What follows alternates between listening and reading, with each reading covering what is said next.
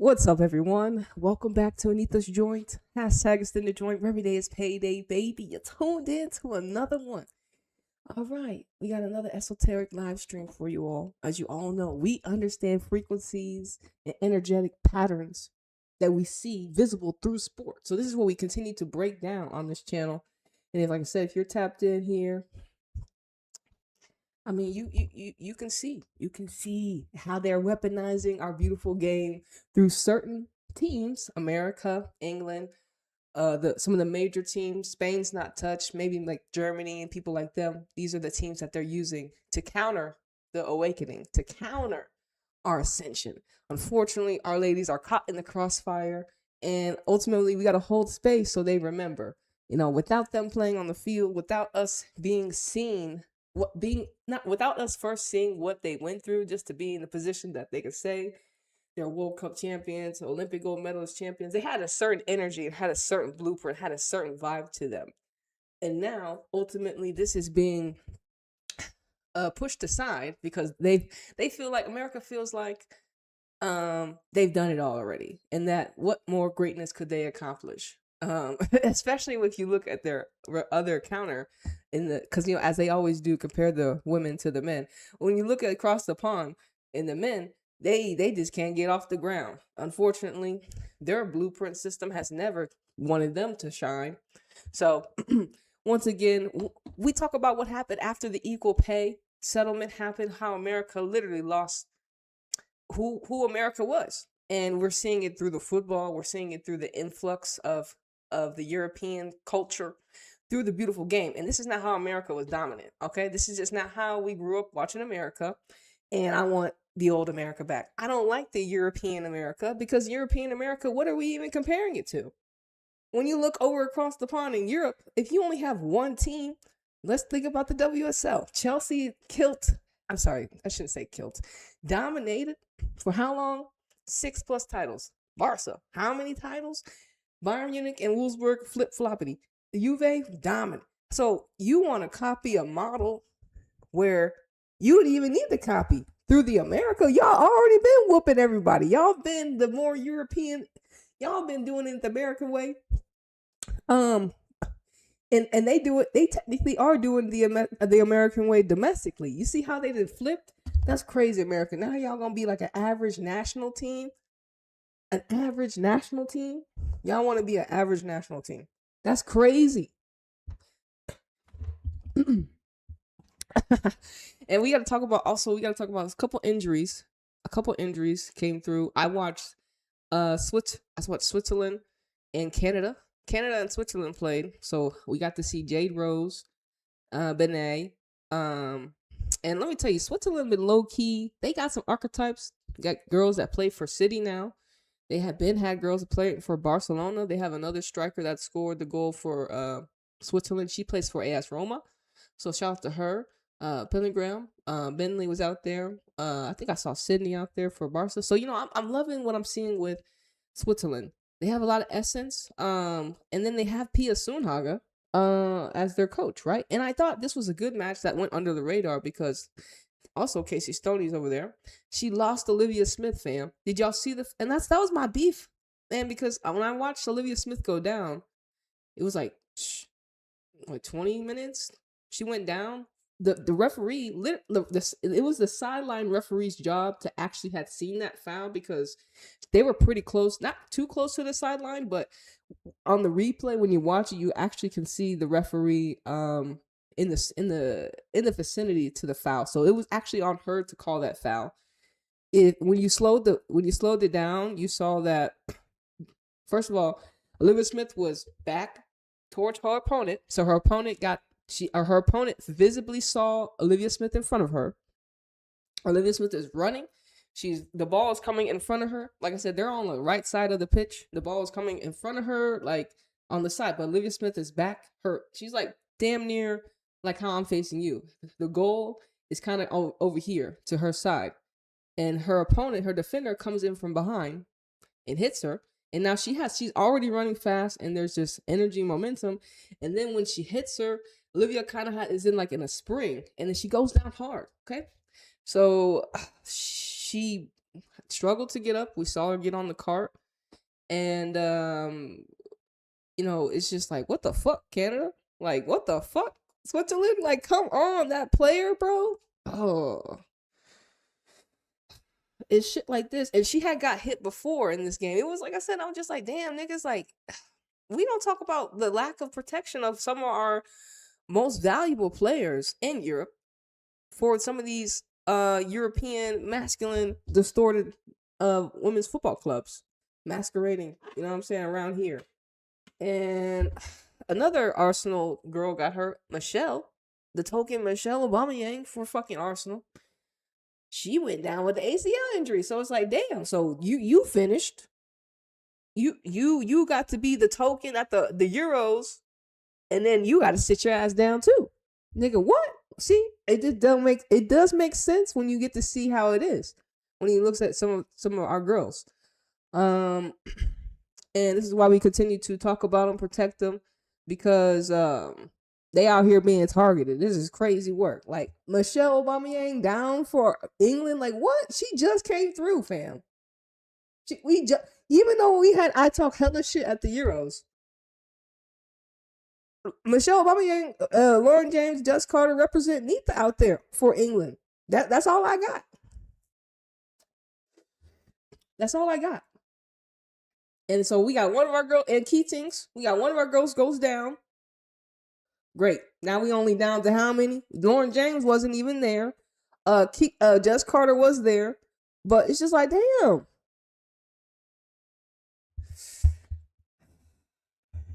What do you want me to say? What do you want me to say? All right. All right, America. So y'all won, huh?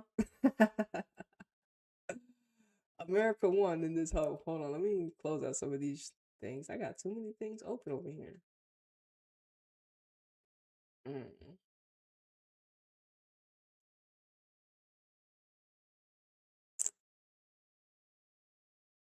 Oh, yeah. Let's go to the article. Let's go over here. So Emma Sears, hold on, I'm gonna show y'all.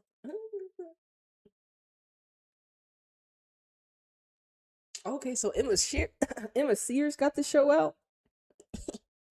But listen, if you didn't watch New Zealand played Mexico twice, lost twice. So America spanked them 6-0. New Zealand went on a 0-3 international break. They took L's everywhere. Did they score one goal? Did New Zealand score one goal during their whole international break? Fire the coach. Who the coach for New Zealand? Fire him. I'm playing. Maybe that's too harsh. And I'm starting to realize, especially when I was tapped into some of the U20 matches that's been going around, a lot of the channels that I've noticed are streaming like a lot of their U20, U17, a lot of the girls that are underneath the clubs. And it makes more sense now. Like, I don't know if they've been doing this for a while, but I'm really grateful that they are, because it's like, all right, bet we get a preview of what girls they already calling up for their national team. Unless your team, your domestic team, showcases them on their channel too. So you have both angles. You get to watch your domestic club and your international club and your international national team. You underneath them. So we're getting a lot more. So we get to get who's already in the realm of women's football playing at a young age. And already being witnessed and recognized and already scouted, stuff like that. So we can track them at an even younger age and seeing their journey, making sure, they don't be hurt like Michelle Aubameyang and fucking Olivia Smith. God damn it. But Emma Sears, she got a hat trick against New Zealand. Damn, New Zealand. Oh my gosh. Let's see what the article says. This is on US Soccer. Emma Sears' hat trick leads U.S. women's national team to a 6-0 victory over New Zealand in the first visit to KPKS Stadium.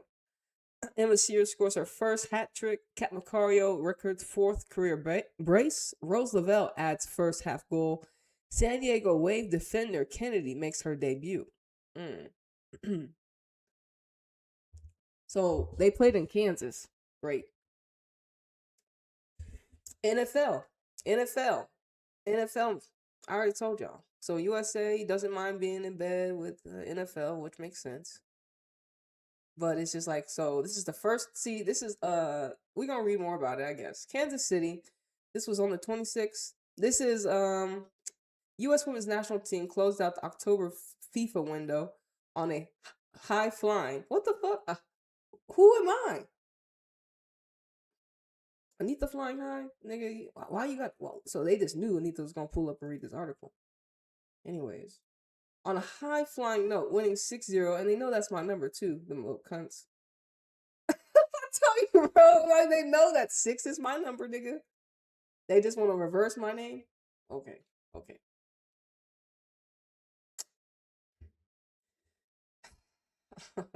6-0 win over New Zealand, with the least experienced starting 11 for the U.S. in 25 years. And why is that?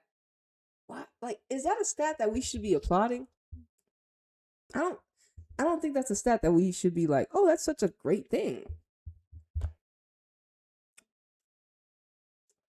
What do you think of your national team? Don't you think of like the best players? And sometimes not all. Are you trying to tell me America's best players are our least experienced players? I think that's cap. I think you have scouted in this way where this is our least experienced. You know what I mean? I bet you there's players that have been playing consistently in NWSL but don't get scouted because they don't fit the new blueprint, or I should say the new artificial blueprint of America, which is mimicking, which is becoming a mediocre national team, which is crazy. Because what else is America besides, if America's not great, then what are they? They're gonna be like everyone else, and that's not what we know as supporters. That's not America. In football, that's just not us. That's just not us. That's not our DNA. So all this shit that we see, it's just not America. That's why I said this title. How America lost, they lost their American way. I can't believe it. And I hope you're not drinking the Kool-Aid. Because I'm not. Nigga, if America didn't fumble, why don't we have the triple espressos? Huh? If America didn't fumble, why don't we have our espressos? They would have whooped everyone this whole week. This whole international America. They be talking about America just too dominant. We'd be like, yep, we know. We got the best players in the world. We do. America has the best players. I mean, we did when they were healthy. We still have some of the best. Check out these European teams that have all our best girls.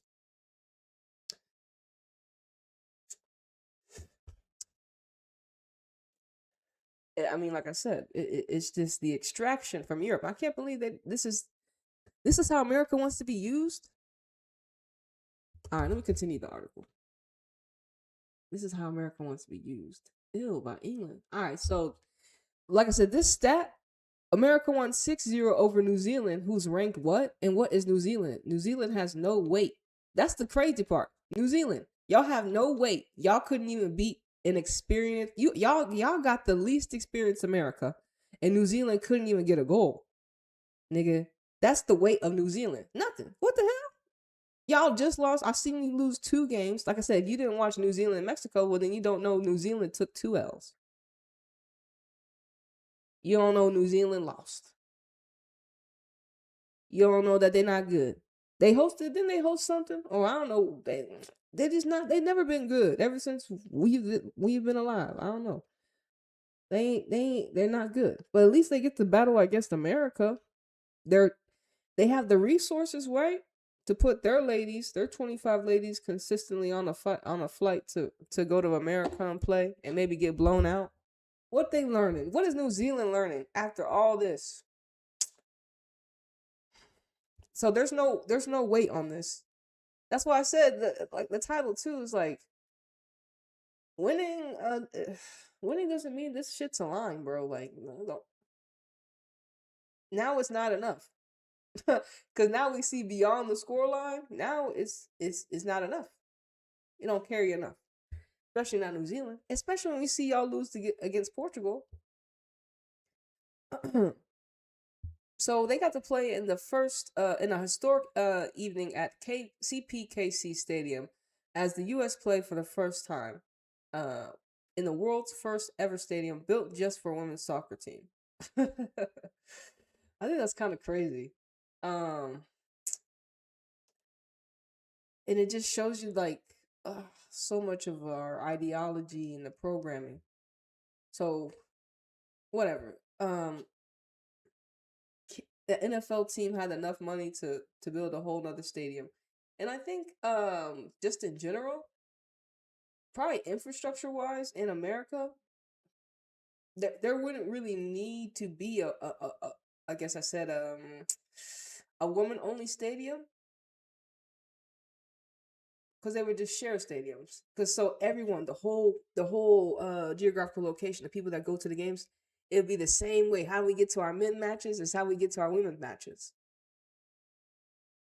Right? That to me is just logical. But you if you got the money to create a whole new stadium for your ladies, you give them currency. You're grateful. But but they look at Mexico. Mexico ain't building another stadium for Tigres. They're not doing that.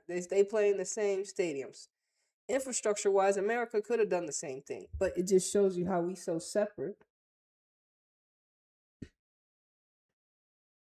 But that's something they wanted to let us know. Once again, USA women's national team scored their goals in a 3-2-1 grouping, a hat trick from Emma Sears, a brace from Macario, and a first half goal from Rose Lavelle. The USA dominated this match, recording a whopping 34 shots, more than 82% of the possession, and 10 corner kicks. It's against New Zealand. So statistically, those numbers reflect how awful New Zealand was. Very bad. Okay, so head coach Emma Hayes have made 6 changes against Portugal. So we got the newcomer Kennedy, right? Kennedy Wesley. Y'all know about Kennedy? Have y'all watched her? I have not. I don't know what archetype she is.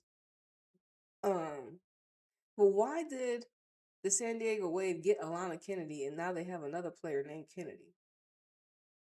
And then we got this girl, sitter back Jordan. Do y'all know Jordan?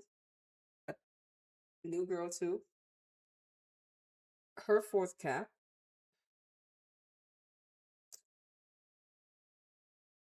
And that means that has made her the 25th player to earn a cap under Hayes and the 283rd player all time in program history.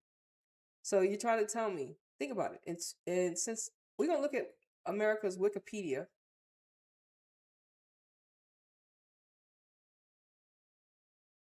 I don't know when they started tracking, I guess, caps and everything, or origins in 1980. So America was somewhere, they kind of got started around here. We're going to read on America when they really got started, just to give a breakdown on how America, they losing their blueprint, bro, by copying Europe. Like, y'all didn't win copying Europe, nigga. Y'all won doing America. Y'all been so dominant. And like I said, y'all were so dominant. And that's the thing, is like, and really this video was inspired by, I saw someone's tweet. I saw someone's tweet about how Emma's gonna try to bring more, or what, bring the European style players that play in America, the European players that play in America. She's gonna try to bring them, to make it more that type of style, and that is gonna affect America because we don't play that way. And then not only do we not play that way, we didn't win that way. So why would you go? But like I said, she's a caretaker. And so with that being said, she's guiding America away from the blueprint, so everyone else can, I guess, fucking catch the fuck up. It's crazy work, bro. All right, let's go back on Sears. All right, but she's the 25th player to earn a cap under Hayes and the 283rd player all time. This is Miss Jordan. Sears and defender Emily Sam started for the first time during this October camp. Macario Lavelle, who connected for the team's 44 seconds into October 23rd against Portugal, also earned the start. So you've seen the lineup change. We like Emma Sears. We've been liked her since we saw her racing with Canu and the Fox DeMello and all them. So we fuck with Emma. It just sucks that her name is Emma, because it's just not it. Based upon the rituals and spells that they doing over here, Emma Sears, is gonna have good games, and then she's gonna have moments where we're not gonna see her because it's gonna be Emma Hayes. So Emma Sears, this was hers today. This is her opportunity. All right, so we got 2 Kansas City current players started in the international friendly. Actually, there's no friendlies at their club stadium. And here's another thing. Let's time out on this. So, I don't know. When we're playing at, I guess a player that we called up's home field stadium, if they're not, I guess we called them up for a reason. But do we start them just because they're playing in their home stadium? Is that something that we do? Is that just by default? I'm just curious to make sure because it's like it may not be the case because sometimes your opposition may not suit your players. It may not be a good opponent for that player that plays at home's opposition. Opposition wise, tactically wise, it might not be smart to start them. So I'm just gonna say, let's make sure this is not just we do it because this is their home stadium. I hope we're thinking intellectually, matchup wise. It's thinking about why she's a starter, not just at the home. Because look, I said this is the rhetoric they're telling us. 2 players that play in that stadium get to start. Like, why is that even relevant? If we already know, like us as a collective should already know. Oh, Claire Hutton plays for this team. Such and such plays for this team. Why do we actually need to be reminded of that? And I know it may not be a big thing, but I'm just saying.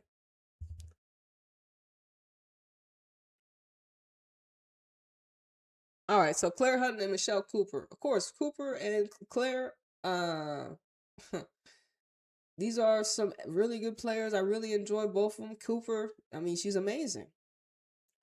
And Hutton does a very good job defensively. I bet more for Kansas. You probably get to see her shine more during her domestic just because of a way I just believe the league is set up. And Cooper as well. The league, NWSL league, caters more to their archetype and how they express themselves. And so that's the thing. It's like these 2 players, how in essence do they shine under Emma in this European way when I mean, sometimes they're not going to be able to be in alignment for their, for what they've been doing domestically consistently. Hey, look. So Cooper and Claire playing at their home stadium. All right. Also started Lily, obviously. And then we got Jordan. And we have the Gotham girl Lily and Claudia Dickey here. So they want to let us know the average number of caps for the players heading into this match was 17, so less than 20. Okay, which surpassed the April 8th, 2025 match against Brazil as the fewest for US starting in 20. That's another game. So they started their youngest team against Brazil too. Like, why is that? Like, it doesn't make any sense. Like when we saw America, it was like one at a time. Like we saw the new gens come through. The whole 360 overload, the whole 360 change, it's because they stopped scouting. It's because they stopped. We had such an elder group, They stopped scouting and wasn't bringing in the new gens. And then when we did have them, we got them. We're missing 3. We're missing all of them. Miles Swanson mainly was the head because she was the eldest. She was the one. We met Mallory. Mallory was the next torch, and then we got Sophia, and then Germa and Rodman. But Mallory, she was our next girl, the Taurus girl. And the thing about Mallory Swanson, she was outspoken during the Rona times. You know what I'm saying? So, hold on, let me close this out. Look. Shout out to Mallory Swanson in this bitch. Mal Pugh, man. We gonna hear from Emma too, and some of the other ladies. But let's get some more information on these things. So they 17.3 caps between the whole lineup, which is crazy.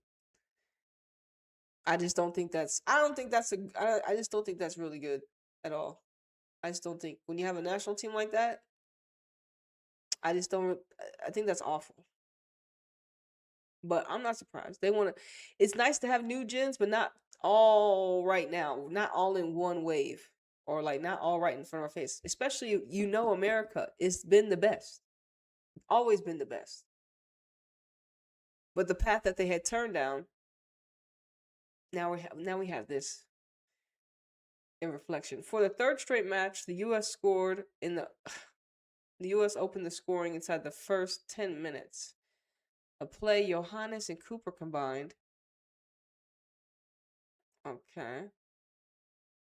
I mean, yeah, when you think about Johannes Cooper, shit, that's some essence right there, bro. Like this is the younger team is more essence based because they are new, no stories to them, so that they don't play in a way that's been programmed just yet. And that's another reason why Emma's the caretaker, because it's a younger group. She's gonna take care of them. She couldn't have the fuck. If she had some bigger ops, aka people. Look, see Emma, you're not slick. America's not slick, nigga. You got a whole bunch of youngins. That's why she's the caretaker. She couldn't have the Carly Lloyds and the Hope Solos and the other archetypes. The Megan Rapinos. Imagine fucking Emma Hayes having to deal with Megan Rapinoe. But think about the archetype she has. She has no one willing to challenge her rhetoric. She's supposed to take care of the ladies. And nah, that ain't gonna work, homie. We not here for it. We not here for that, Emma. And you ain't gonna take care of nobody but yourself and your family. That's what you gonna do. But America, nah. See, we gonna take care of America. So, like I said, we're finding the parallels. We're finding the dots that connect. Why Emma has a younger group, and why we call her the caretaker.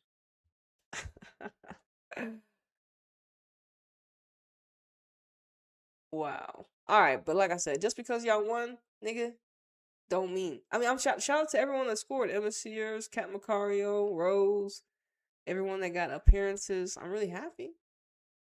That's great.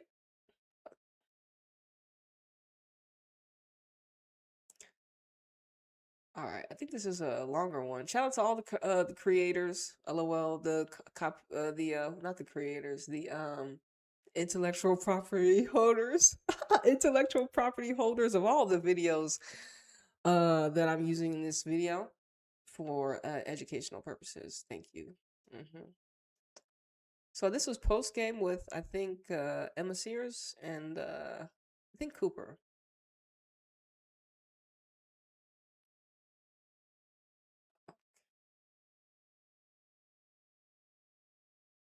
Out this October window in a dominant fashion.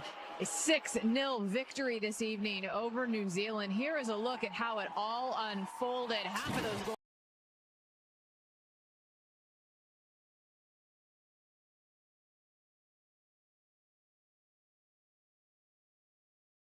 Let me start with you, though. You come into this game. You have one international goal in your entire career. You scored 3 tonight. Tell me what was going on this evening. Yeah, honestly, I want to give a lot of credit to my teammates. I felt like, especially with that first goal, Michelle served it on a platter for me to just tap it in. And then, yeah, the goals following, I felt like it was good to carry on that momentum throughout the game and ultimately...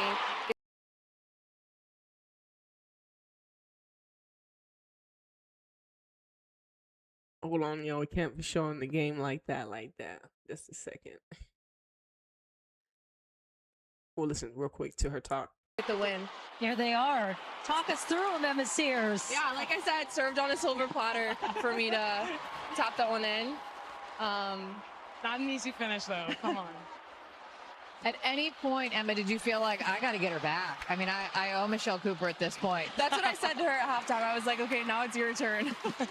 And then you went on to score the hat trick. Yeah, of course. I love it. Yeah, this third goal was all Lindsay. Credit to her as well with that. But that's my kind of goal right there. Yeah. I right love place, this. right time. Yeah. when you look at the way these 3 games shaped up, obviously a different game against Portugal in those first 2 games, but that you guys were able to have a look at different teams, different lineups, younger kids again in the lineups. What does that mean to this group? And this is for both of you. Yeah, I think it's exciting to see the future of this team. I mean, obviously our first game didn't go as we wanted to, but to be able to have multiple players change our starting lineup and still be able to raise the level and get a win out of that and then continue that momentum into this last game, it really speaks to the future of this team and what Emma has done here. And Michelle, you obviously Oh, nah, Cooper. Nah, Cooper. No, I don't know about that, y'all. That seems like a clean. I'm telling you, Emma taking care of these girls. Oh, no. Cooper. Man, that sound too clean polished. She was ready to go. Man. Cooper don't sound like how she played. That's what's kind of crazy. I did not expect her to sound like that. We have another little video of Cooper. It's like a minute, so we'll see what type of energy she's giving. But,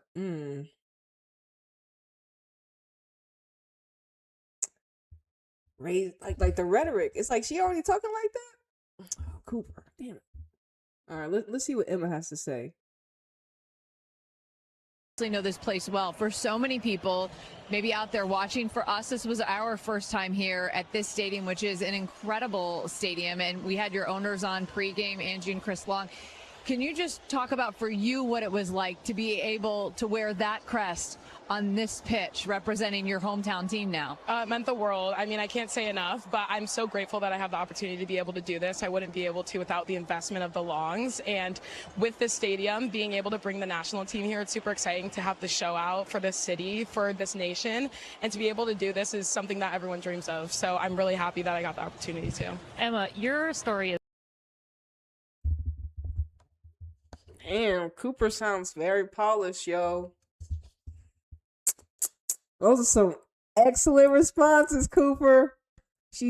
I mean, the questions they asked him, like they talked about, that's something we read in the article. They talked about the stadium, it's like Kansas City Current. They still have to create an identity, but with the NFL money, the identity is kind of already being accelerated at such a point where it's like, y'all got Shadwinga, y'all got the what is technically is your identity, Kansas City Current? Y'all got the NFL money, you got the Mahomes money, but what is Kansas City Current identity? Or is it just another corporate fucking NFL, aka soccer team? But anyways, yeah, Cooper sounds real nice on the mic. I mean, but she's a baller. incredible. From retiring pretty much to coming back to getting a call to the U.S. Women's National Team to scoring a hat trick tonight. Talk about the evolution of your career, but also how Emma Hayes has also transformed your game. Yeah, I think I said Wait, Emma Sears almost retired? And why are we talking about Emma Hayes again? So you trying to give all the credit to Emma? This is Cat, fam. Emma Sears, was she around when you wanted to retire? Nigga, no, she wasn't. Now, why are we giving her credit now? What the fuck? Oh my god. See? Now you gotta credit the caretaker, nigga. Because without Emma Hayes, Emma, nigga, you ain't getting no damn hat trick. Give credit to your caretaker. God damn it. Anyways, these questions are crazy. Let's see what Emma says. recently in a podcast interview that I was a part of that I knew that after the first call to the national team, it was an opportunity that I really needed to make the most of, and I felt that I needed to take advantage of it in any way that I could have. And I think that a lot of the advice that I've received since coming back to soccer is just trusting the process and just remembering and staying with what I'm good at and bringing that into this environment, because as I've also heard from some of the more experienced players on this team, that in international games you only get a few opportunities each game to really show what you're great at, and so making the most of those opportunities is super important. Okay, so Emma's deep. Emma's story's deep. So she's one of the talents that was overlooked. Emma didn't fit y'all's image back then? Why wasn't Emma heavily recruited at? Why did she retire? Because she's like, I'm a baller. And she fits the image. She's a straight, when we first were introduced to Emma, we were like, man, she's great. She's prolific on the wing. She can get in. She can probably score you a lot of goals. I ain't never seen her before. What college she come from? You know, same type shit. So she might have been a girl that was overlooked. And so then and you hear what the rhetoric that she's saying about stick to what you're good at, stuff like that.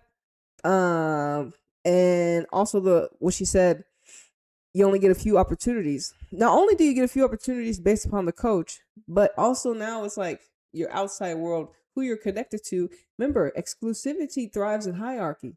So, or it's hierarchy thrives in exclusivity. So Emma Sears has been outside of the hierarchy, outside the exclusivity. So now, like I said, to be able to fit in, you got to bend in their hierarchy. So this is what we have. This is what's being mirrored to us. This is their hierarchy. It's not essence based. I mean, it's not authentically put. Like they all have to bend to certain mechanics in this America blueprint.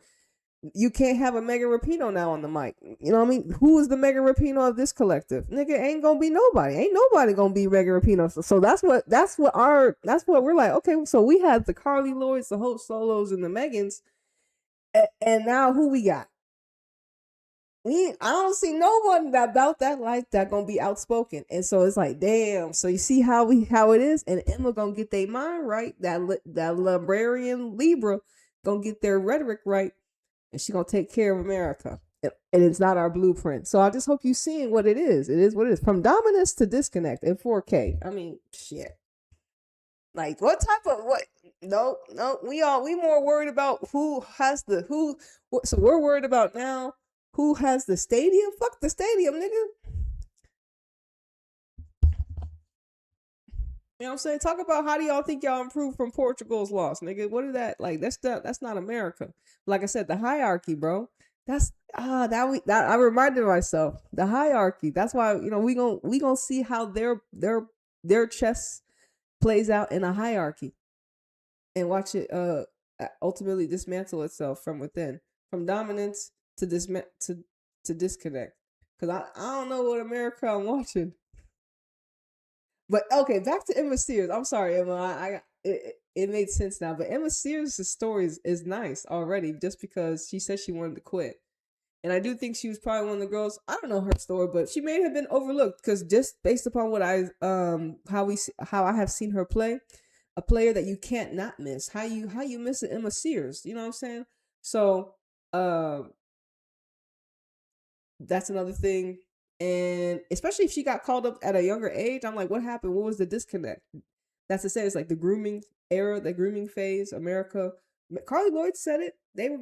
That's why Carly Lloyd said I was never gonna be that face of America because, you know, I didn't fit the bill, and they groom players.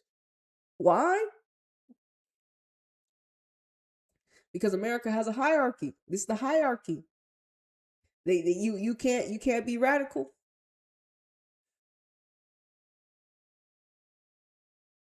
But here's the thing: they thrived in the hierarchy because no one else from Europe was actually thinking and doing like that. But now they try to thrive in hierarchy with essence, and it's not stable. And try to mix in some Europe, and it's just all backwards. Because really, what the ladies fighting for now when they go on the pitch? Where's the America fight? Like, I'm not saying America has to fight for something, but where's the fight to be number one, nigga? I hear on the chart y'all number 2. So where's the fight back getting back to number 1? Like, as I said, America ain't number 2 in the world. America's number 1 in the world. So where's the conversation of how do we get back to number 1? But we're more talking about how young they are. And I'm just like, But if the espressos were here, we wouldn't be talking about that. But they didn't want that. They didn't want the triple espressos. They didn't want Sophia Smith, Trinity Rodman, Kat Macario, Naomi Girma, all our girls that look like us. They could not have that. It just couldn't happen. I know you're like, that's cap. But it's not cap.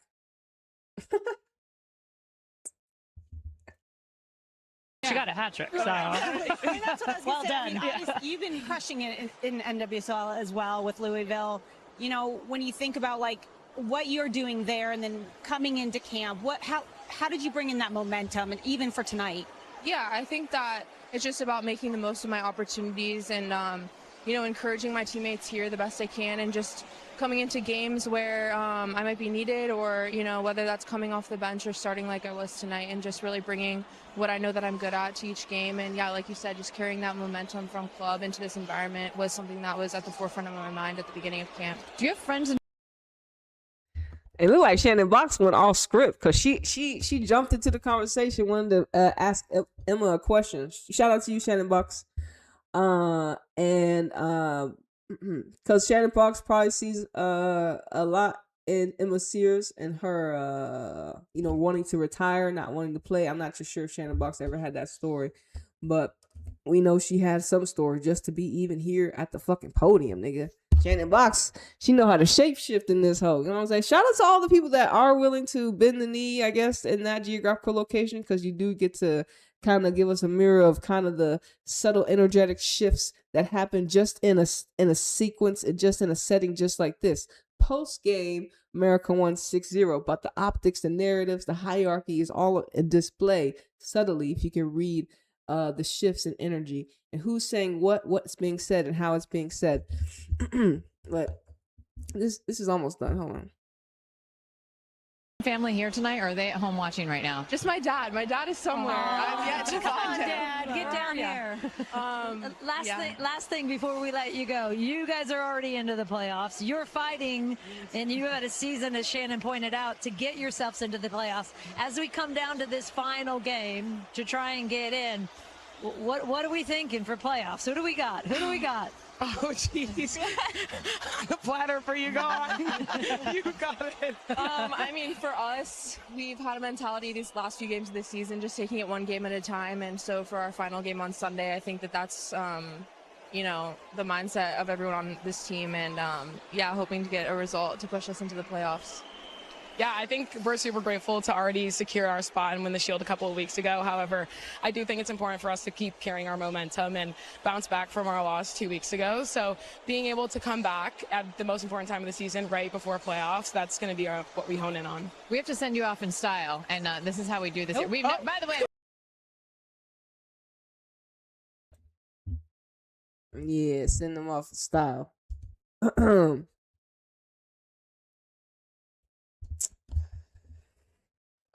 Oh, that's crazy. Let's see something.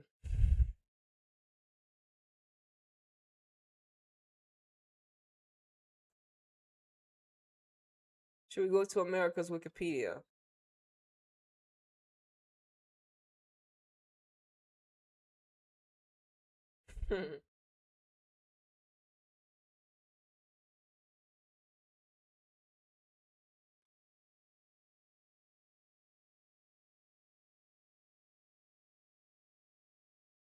Damn, America went crazy.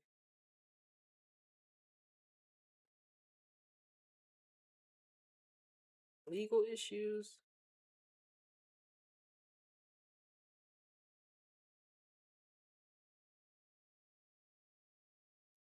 (2016 to 2022). Okay.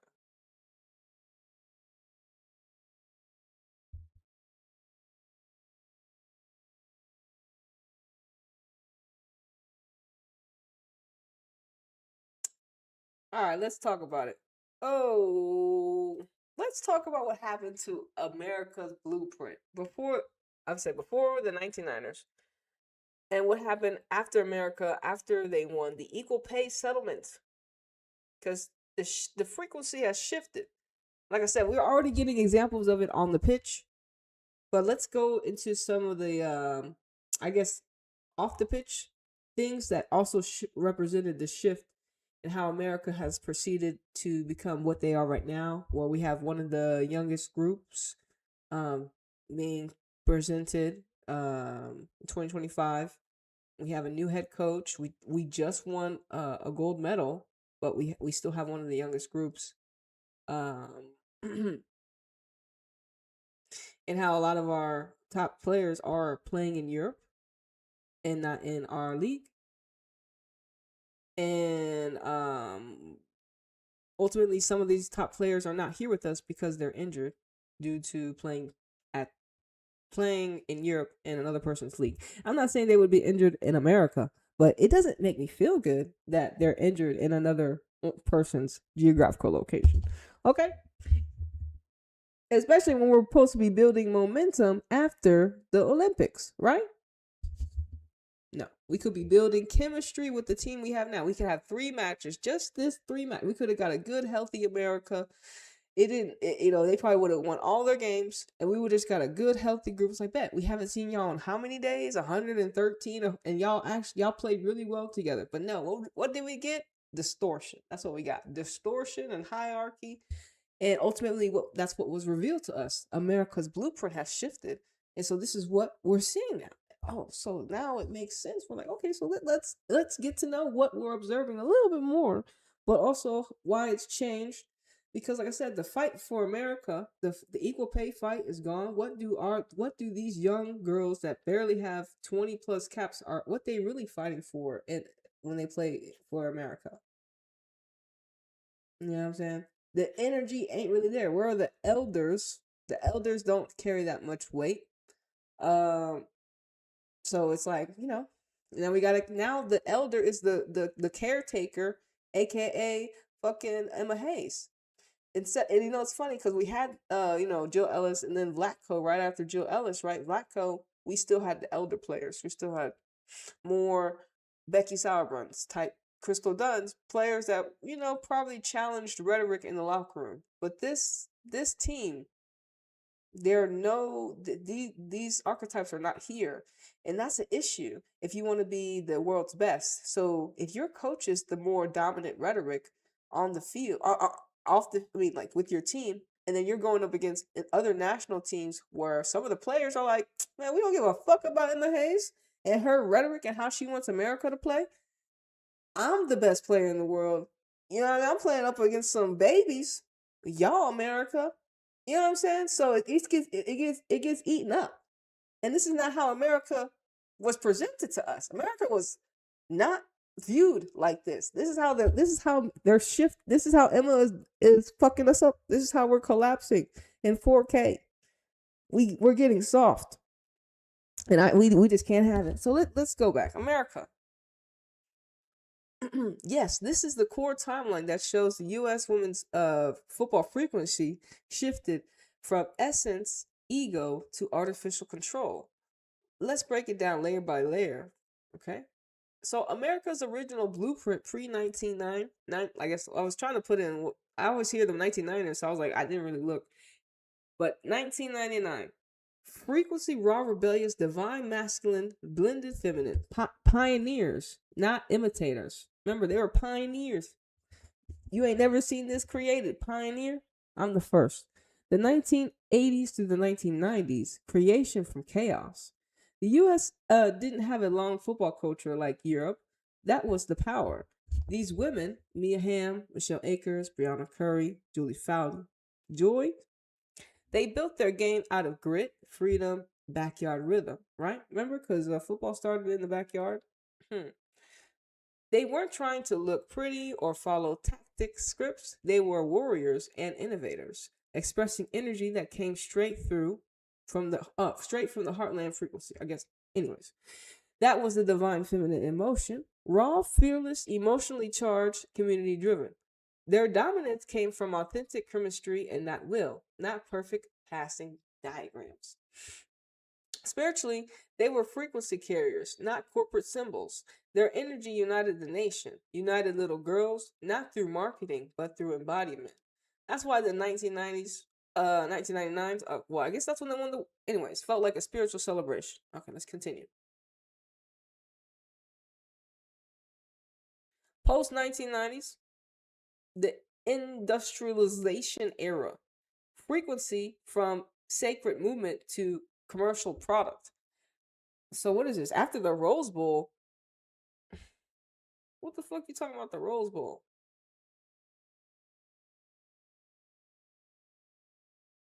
Did the women play in the Rose Bowl?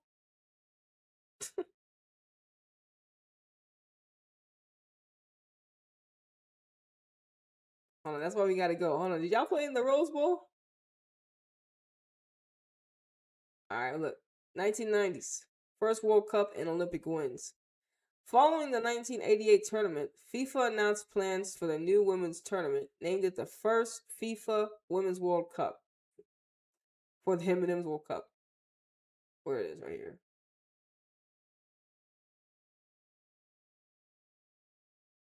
Was it 1990? Let's go down. When did they win?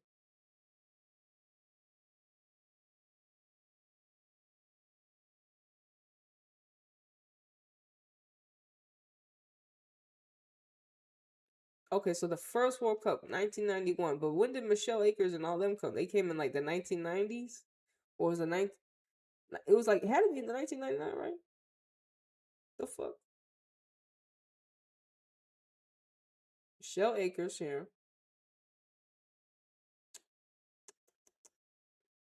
Was it 1991? Really? Damn, they that old? Nah, this can't be it. So this is it. So they won the World Cup.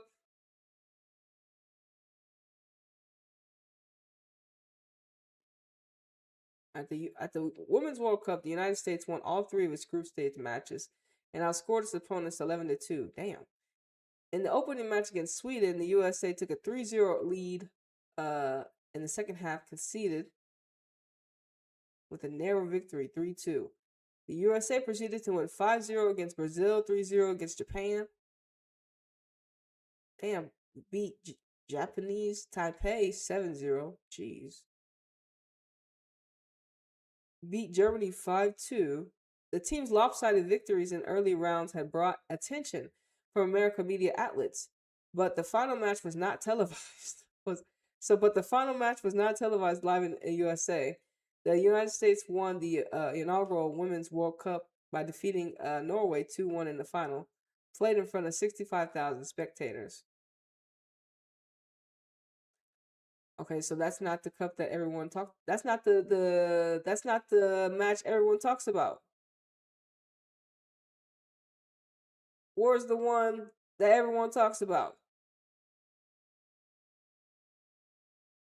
Okay, here it is. Here it is. So we were right. All right, in the 1999 World Cup. It says it was hosted as well won by United States. So this is the one that this is the 1990. So we were making sure this is them. This is this 1990, but the first one, the FIFA first one was 1991, they said. But this collective right here, this is when a blueprint started to come about. But already with the squad, apparently up here. Oh, fuck. Let's reload Wikipedia. Already with the squad was, they had what? They called them the triple edge sword. They had Michelle Akers, Carl Jennings, and April Higgins. So they had their own triple espressos in this bitch. They called them the triple edge sword. They were slicing and dicing. But this was in what? In 1991? Okay, so they still had, these archetypes. And come through the 1999, they got the black goalkeeper, Rihanna Curry. She's the only black goalkeeper America has. Think about it.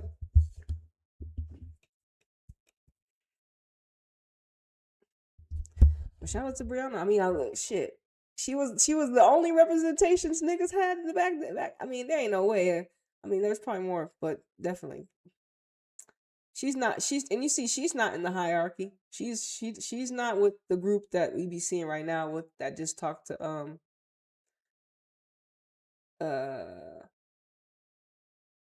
what's it say? Emma Sears and Cooper. She's not in the collective. She out the way. She out the way.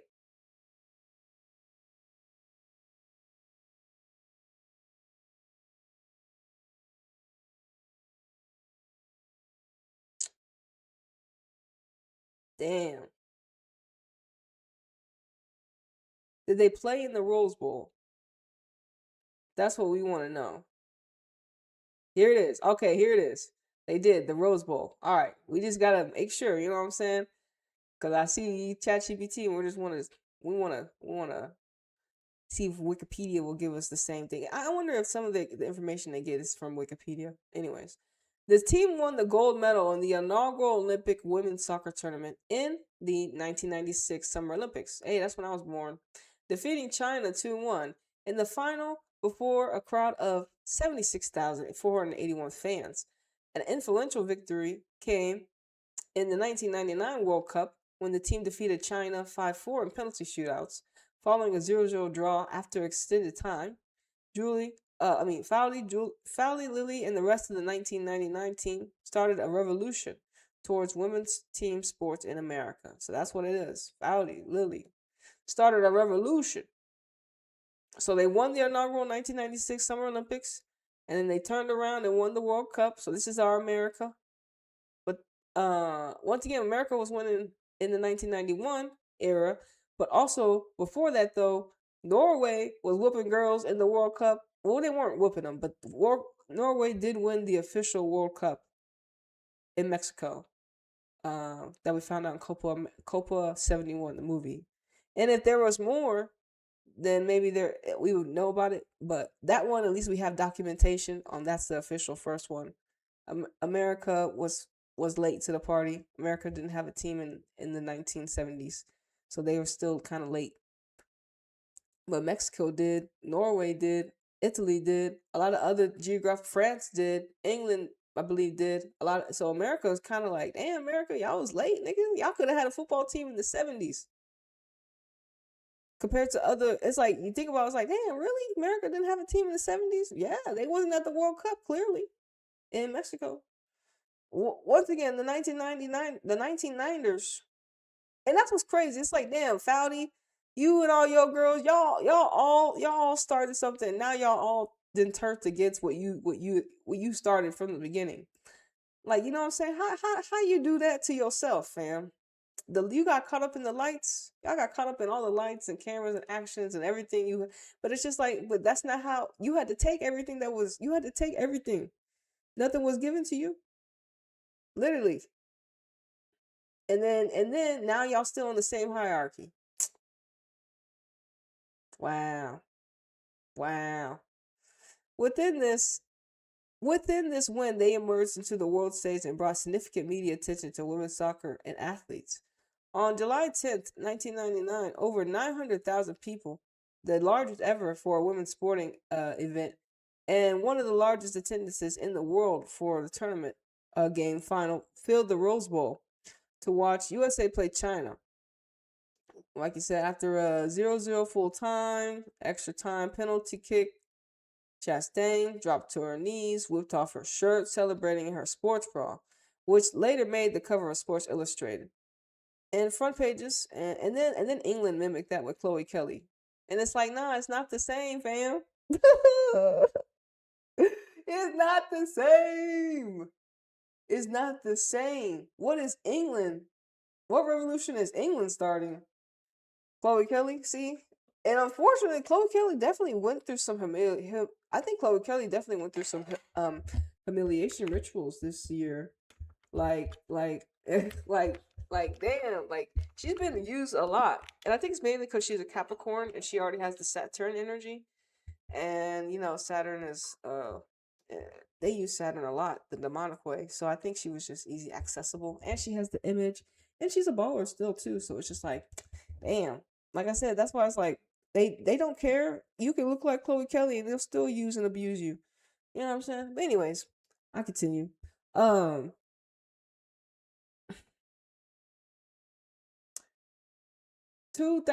2 Olympic gold medals. And America just recently won an Olympic gold medal too. In the 2023 FIFA World Cup, the U.S. defeated Norway 1-0. Hold on, no, we ain't trying to look. We want the winning. Okay, Olympics and the World Cup charts, the 2010s. So America, after winning the Summer Olympics in 1999, and then they went and won the World Cup. I'm not saying there was a drought, but they got close, but they didn't win up until the 2011. So they kind of went on like a 10-year drought, right? Because 1999, 2011. Hold on, they said the team won another gold medal in 2008. Hold on. Oh, so here they go. Damn, Wikipedia is hoeing today. It may be brave. It's because I'm not using Google. Google's like, man, you should use me. I wouldn't do that to you, man. Fuck you, Google. Okay, here it is. So actually, they didn't go on a drought. So after they won the World Cup in 1999, they went to the 2004 Olympics. They won the gold medal. They won again in 2008, and then they won the World Cup. See, America, and then America won the World Cup in 2011.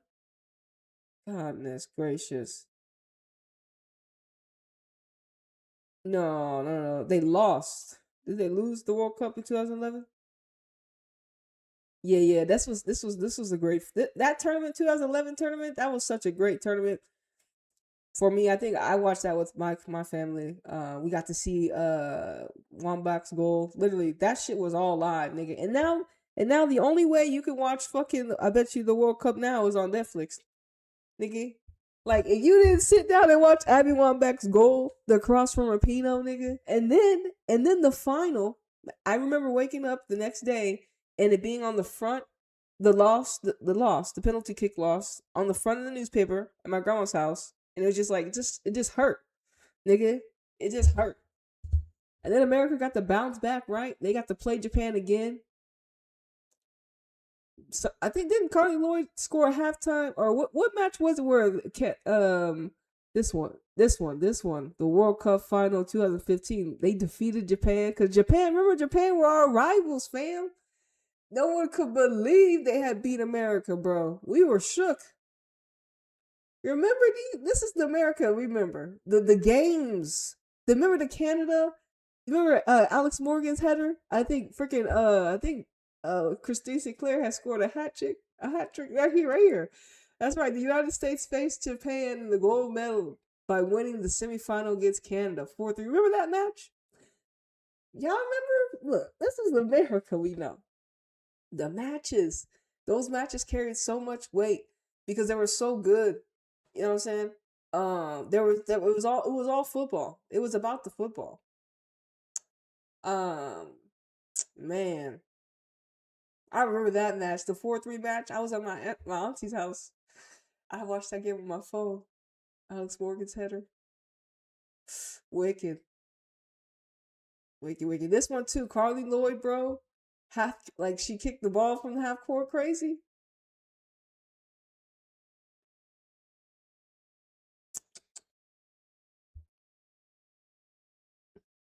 This is when everything kind of went crazy. I think, is this where Hope Solo went off in 2016?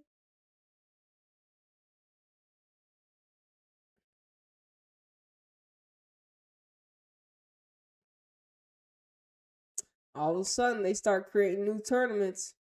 She Believes Cup, Tournament of Nations. Oh, Lord.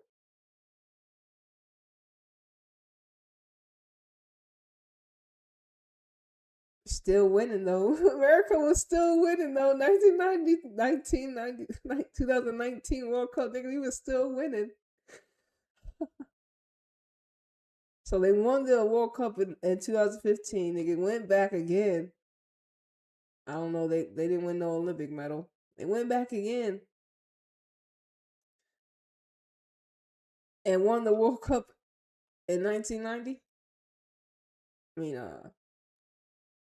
here it is. 99, right here. 2019. Again, they won again. And then America just won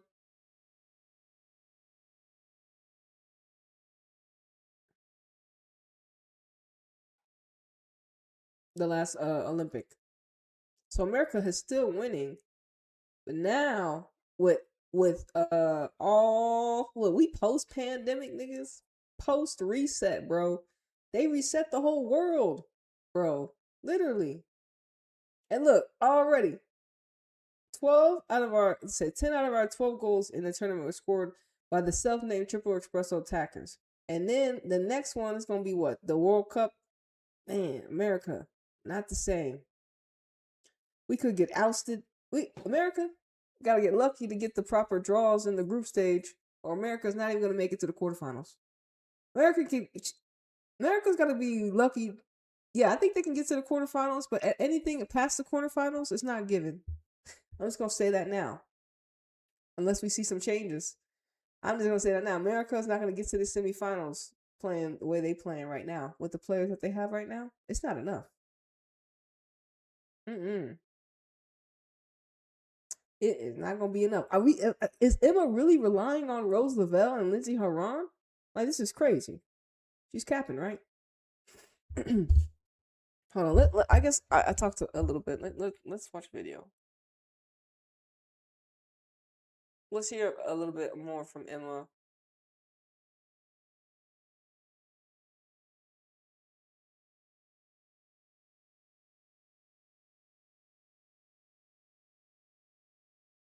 Emma hat trick today. Just what went on this great performance you all. Sorry, can you say that again? Today, just what went into all the great performance you had today. Yeah, I think that initially it started at the beginning of camp. I think it's important to start out on a good foot training-wise. Obviously, the first game wasn't the result that we had hoped for, but I think bouncing back like we did the second game against Portugal was huge for us. And then just carrying that momentum into this last game today, and then to get a 6-0 win to end out camp was really awesome for the group. Played in the stadium before, so how nice was it to have the fans cheering for you as opposed to against you? Yeah, this stadium is amazing. It's one of the best stadiums in the league, and so yeah, definitely a different feel out there tonight having the fans on my side, but ultimately I think that it was awesome to feed off their energy for the entirety of the game. Michelle Cooper found you twice on 2 goals. What's it been like working with her and developing that chemistry on the ice? Yeah, it's so awesome playing with Michelle. I think that she has such a great niche ability to play world-class balls into the box, and so for me to be on the end of those tonight, it was super awesome, and yeah, I'm super happy for her for the game that she put out tonight. I always say you had a small part in getting her on the pitch today. Just what went on in that? Getting low onto the pitch. What went on? Yeah, I think I'm super happy for Lo. She deserves that, and for her to get on the field tonight at this stadium in front of her home crowd was huge, and so I'm happy for her. All right. Shout out to Emma Sears and her hat trick. Okay, so we read up a little bit more America, right? Okay. So the post 1990s, right? So after the Rose Bowl, the victory brought massive visibility and capital interest. Nike, ESPN, FIFA, and the federations realized this energy sells. So they began packaging the women's game. Media training, brand polishing, all-American image. This was the moment authenticity began to merge instead. This is the moment authenticity began to be managed instead of expressed. The federation stopped nurturing free-flowing football and started chasing marketable narratives. Result: control over creativity. Instead of supporting grassroots soul energy, aka local clubs, communities, they built institutions that mimic the men's football bureaucracy, like She Believes Cup, like I think it's like League of Nations. They just said the football moms and daughters vibe turned into corporate feminism. The divine feminine turned into the divine feminine turned into brand feminism. Oh my god. Listen, divine feminine ain't nothing corporate about her. I don't know about you, nigga. She do not do the corporate shit, nigga. Them niggas have rules. Anyways, the equal pay era, justice or energetic hijack. Oh,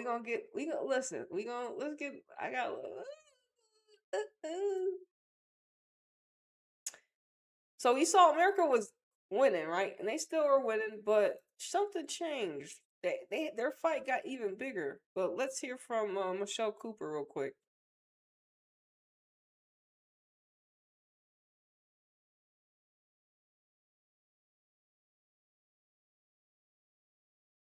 Today to Emma Sears, just talking about the work and the connection you guys have here. Oh yeah, I think Emma did a lot of work. I think it's like a lot of people are like, oh, it's easy goals. Emma was saying it's on a platter, but I'm like, those aren't easy finishes, and she has to do all the running to get there as well. So kudos to her. I'm so proud of her. 3 goals is absolutely amazing tonight, but being able to assist her on 2, I'm just so happy. And being part of this team is really exciting, and I think everyone's starting to see the work that we've been putting in, so I'm excited to see what we can do continuing going forward. That's the real list tonight for you. Playing so many matches here with the current, what to do it. Yeah, it was so exciting. I couldn't even put it into words, but to be able to have this opportunity and put on such a good game for the crowd and for KC and to prove that this is a soccer city, it's great for the investment of women's sports, and I can't wait to see what's forward for this team. Oh, she keeps the same energy. That's for sure, Cooper. But I just think, just in general, she's a confident young woman because she's a baller. And then, I mean, I just feel like this is probably just her natural expression just because she's that good. And, yeah, shout out to Coop. How cool is it to hear the stadium chanting Lowe's name to get her into Oh my gosh, guys, I was getting chills out on the field, but I'm so happy that she got into the game, and I'm really proud of her and all the work that she's done. Did it feel kind of the same out there like current games with the atmosphere, or did it feel a little different knowing that it was the national team? Yeah, it felt a little different that it was national team. I think we bring a good atmosphere all the time, but to be able to really prove it and have some of the girls that are in the NWSL and finally have it like a home field advantage, I think they loved it, and I'm just really proud that we were able to put up 6 goals tonight. Good finish to the camp. Oh yeah, great finish to the camp. I think it's a lot of work, and shout out to Emma for all that she's done. I mean, we've had a couple months off in between camps, and being able to come in, we hit a little rocky start, but get right back on track. It just shows all the work that she's put into this team. We saw you playing tonight, like you were with the KC Cardinals. So it's just the stadium, or it's just you like building more confidence in the national team? Maybe it's a little bit of both. I think a lot of my teammates and the coaching staff has really helped me build confidence in this environment, and to be able to do it at home is equally, it helps a bit. So being able, a mixture of things have really helped that. How do you see yourself in the process for the qualification to the World Cup and stuff? Oh, I don't even know, but I know that Emma has a plan for this team, and I'm really excited to see what she's going to do, because what she's done since she's come in is absolutely amazing. Always ending Emma on a high note. Good Lord. Sounds like,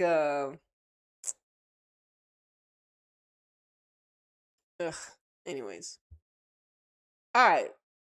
The equal pay. Oh, that's what I was doing. We were on Wikipedia. I guess we can look at what Wikipedia.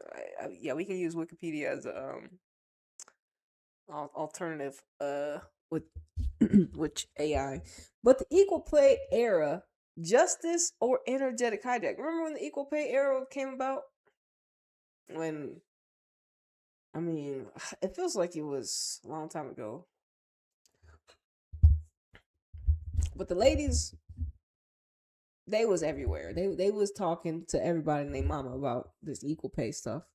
So frequencies, the surface equality hiding deeper energetic imbalance, because we all know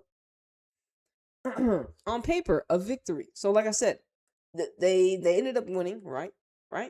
So symbolically powerful. The women demanded what they were worth. It proved how far they'd come as leaders and organizers. The world applauded. Look, equality achieved. Spiritually, the exchange of currency. But energetically, it tied their value to the same artificial system that once suppressed them. Equal pay under a patriarchal structure still keeps the feminine inside the masculine framework. Instead of redefining value, frequency, creativity, leadership, they accepted monetary parity as completion. It was a false summit, a spiritual trap disguised as progress. Because what they fighting for now? After, what happened after? The mission accomplished. Energy dueled hunger, individuality, and rebellion. New players were raised under contracts, brand dealings, PR polishing, not soul expression. It says the football became robotic, predictable, systemized. The European copycat era begun. They won equity but lost essence. The collapse we're witnessing now, the divine blueprint never stops. I'm sorry, it says the divine blueprint never stays suppressed. As soon as they entered the artificial system, it began to crack. tactical confusion, fan disconnect, players burnout, spiritually, vibrationally mismatch, abundance without authenticity. Like as we all know, the new gens, the real rebirth, the new generation. We got the Alyssa Thompsons, James Shaws, the Trinity Rodmans. I was talking about Olivia Smith, but in another chat. But we got Sophia Smith, but Naomi Gurma. The all frequency restores. They're not fighting for equality inside the matrix. They're creating new worlds outside of it. They'll lead America back to original 1990s essence, unfiltered, soulful, collective, and powerful. Now, remember, also, I forgot, did I miss a player? I'm missing a key player. Lily Johannes is such a key player for America. Let's watch a little bit on this equal pay real quick and some of the rhetoric behind it, because we have to go deeper. Because when we found out, technically, the equal pay was under the patriarchal rule, the distorted one, it is, what is equality, nigga? Under a system like this, what is it in essence? So, and it really is it? Because is it? And then when the women technically had or gotten paid, what is it that they actually want, and what did they actually get? So we got Nate the lawyer real quick. I think I made a live stream about this when this happened. Oh damn.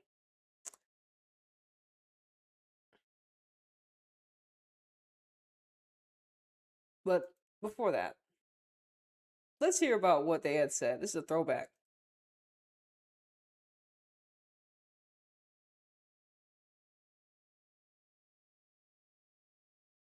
Athletes play in World Cup games, qualifiers, and non-competitive friendly matches. They're paid a base annual salary with potential bonuses for winning.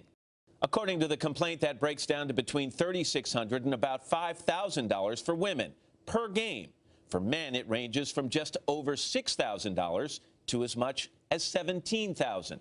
And if they make the World Cup roster, female players receive 44% of what their male counterparts earn. That's despite drawing crowds of similar size and racking up unprecedented achievements, like their third World Cup trophy last summer, and back-to-back-to-back Olympic gold medals, giving the team that made us all believe a chance to make history again. And four of those players behind the push for equal pay are with us now. Hope Solo, Becky Sauerbrunn, Carly Lloyd, and Alex Morgan. They're joined by their attorney, Jeffrey Kessler. Good morning, everyone. Nice to see you. So that's the type of time America was on. America was outside. Not only were they winning, they was tackling the injustices in the outside world. Our America right now, our ladies right now, they not really doing that. When I look at the WNBA, those ladies are tackling injustices because they got their own CBA. They got their own CBA going on, but it's even still after they get that, they have a different fight, still being connected to the NBA. But USA Soccer doesn't. USA women? Who are they technically connected to? When you got billionaire Michelle Kang giving you $50 million, you know what I'm saying? Who are y'all really? And that's why it's just like, how is America gonna be average when you got billionaires investing? You are America, the best team in the world, and you're just like this. And losing to Portugal is off. It's just like I said. It's just like how England won the quote unquote artificial Euros, but then a couple matches after, they're getting beat up a player. And then America, same thing. Y'all just won the gold medal, then all of a sudden we losing to Portugal. See, this is crazy. This is not America. Once again. Good morning. Carly, you don't just wake up one morning and say we're going to file a complaint with the EEOC and point a finger at U.S. Soccer. This has been simmering for a while, but why does it come to a head now? I think the timing is right. I think that we've proven our worth over the years. Just coming off of a World Cup win, and the pay disparity between the men and women is just too large, and we want to continue to fight. The generation of players before us fought, and now it's our job to keep on fighting. Ladies, you complained to the U.S. Soccer Federation in the past. What's their response been when you talk about these equal pay issues? You know, Matt, I've been on this team now for a decade and a half, and I've been through numerous CBA negotiations, and honestly, not much has changed. We continue to be told we should be grateful just to have the opportunity to play professional soccer and to get paid for doing it. And in this day and age, you know, it's about equality, it's about equal rights, it's about equal pay, and we're pushing for that. And we believe now is the time is right, because we believe it's a responsibility for women's sports and specifically for women's soccer to really do whatever it takes to push for equal pay and equal rights. I want to mention. Damn, why that nigga trying to cut Hope Solo off, nigga? You invited them, nigga. Shut the fuck up and sit the fuck down. It's always some knucklehead, bald-headed ninja trying to interrupt a woman talking. Y'all need to shut up and listen. See? Y'all niggas don't be listening. See? Like I told you, everything everything that is in reverse. It's the men that need to shut the fuck up and sit down. God damn it. Or get out in the field and work, ho. Anyways, Hope Solo can't even get what she's going in right now. Hope Solo going in right now, and this nigga like, shut up, nigga, what the fuck? Turn your mic off. But okay, anyways, Hope Solo say ain't nothing changed. I'm not surprised. Like I said, remember we know that the soccer, the CBA for the WNBA, the ladies want damn near, they're getting like the max 250,000, and they want to get a max of a max of like 850 something. Goddamn, they want that much more money, right? And so their USA Soccer was probably like, you know, the same rhetoric, like, nah, nigga, y'all grateful, be grateful. We could have been like England and banned y'all for 50 years, and you know what I'm saying, y'all lucky, y'all should be grateful you even have opportunity to play football. And that's what's kind of, like I said, the rhetoric is crazy to actually these knucklehead ninjas to think that they can like just like, oh, you should be privileged to be able to play football. It's like, who are these knucklehead ninjas? And like I said, it's the distorted masculine. It's all distortion, because it's not true harmony. Now, everything that we had to see, everything that we see and we're dismantling is distorted. It's in reverse. The way we see life is not supposed to be seen in the way that's been programmed for us, right? That's why we have to program our mind. But the distorted masculine out here doing wicked games with the spirits and bodies and souls that happen to be inhabited in Harley Lloyd, Hope Solo, Megan, Becky Sauerbrunn, and Alex Morgan, and this knucklehead lawyer. But yeah, and this nigga didn't let Hope Solo finish. She got her hand down, nigga. Shut up, nigga. God damn it. To be treated with respect. I'm sorry, I want to mention the complaint was just mailed yesterday. The U.S. Soccer Federation hasn't had a lot of time to digest it, but they did give us this statement. While we've not seen this complaint and can't comment on the specifics of it, we're disappointed about this action. We've been a world leader in women's soccer and are proud of the commitment we've made to building the women's game in the United States over the past 30 years. Who wants to respond to that? You know, Matt, we're sorry they're disappointed. These women are very disappointed in U.S. soccer. When they asked for the same treatment as the men, they were told it was irrational. Now, that might be a good answer in 1816. It's not an acceptable answer in 2016. What about... Nah, nigga. Hold on. First of all, I was just watching, looking at Becky, looking at that nigga talk. And then this nigga, he's gonna jump to another conversation. He didn't even have empathy on the fact that the women were like, what, they should be rational. Like I said, I wasn't in the boardroom, whatever. So we gotta once we watch Nate the lawyer's video, we'll get more insight on what the women actually got at the end of it.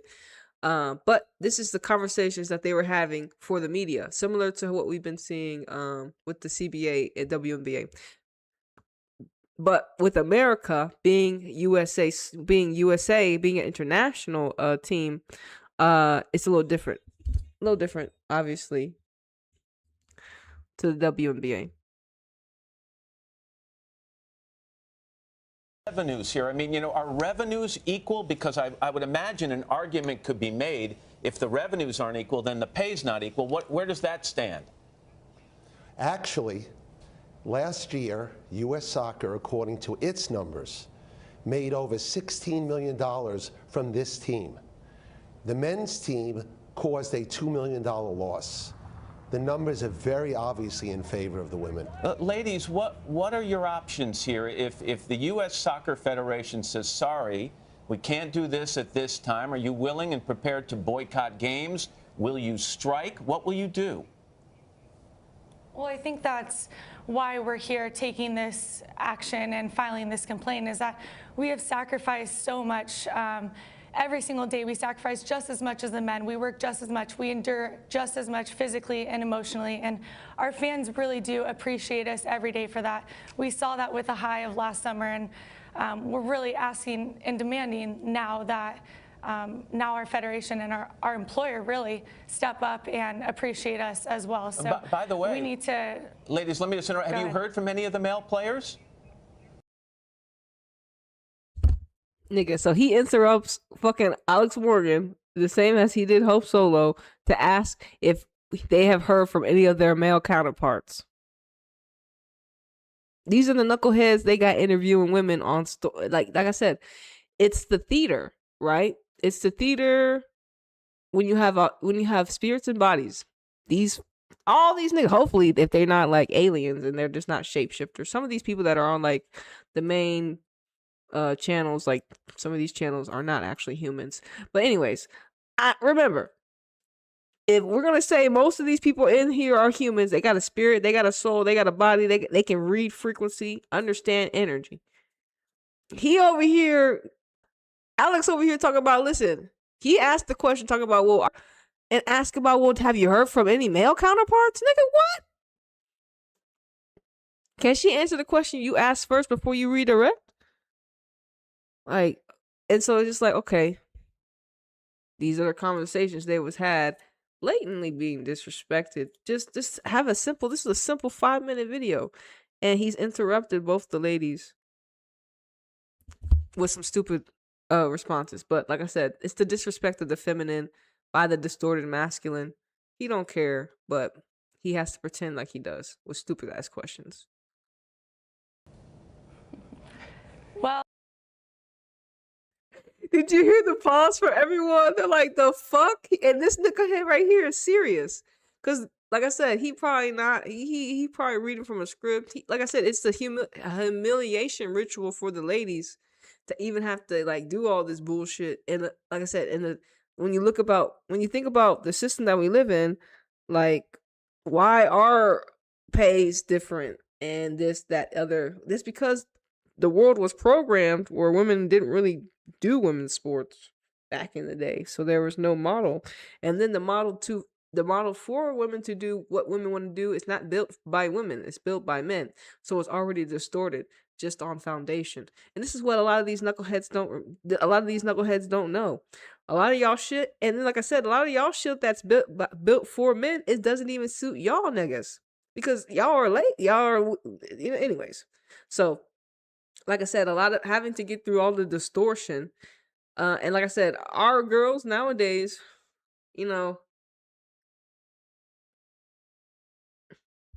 like they're not going through none of this stuff. They're not fighting for equal pay. They can go get a bag in England, maybe. You know what I'm saying? They got sponsorships. So they're not really fighting for this. So that's the thing. It's like when America got passed the torch from this era was given a torch to continue the equal pay fight. And then the Rapino and all them, they eventually got it. But then it's like, what did they pass to the next generation? Because what is Rose Lavelle telling the collective or Lindsey Horan? Like, what are they technically telling the collective? Because I can see maybe a Crystal Dunn still being with this collective and maybe telling them something, but it's like, what are these girls actually passing the torch to these youngins to? What are they actually giving them? And then it's not giving the same that this collective has. And you just look at their elders compared to our youngins, and it's just like we don't have none of these. We don't have them.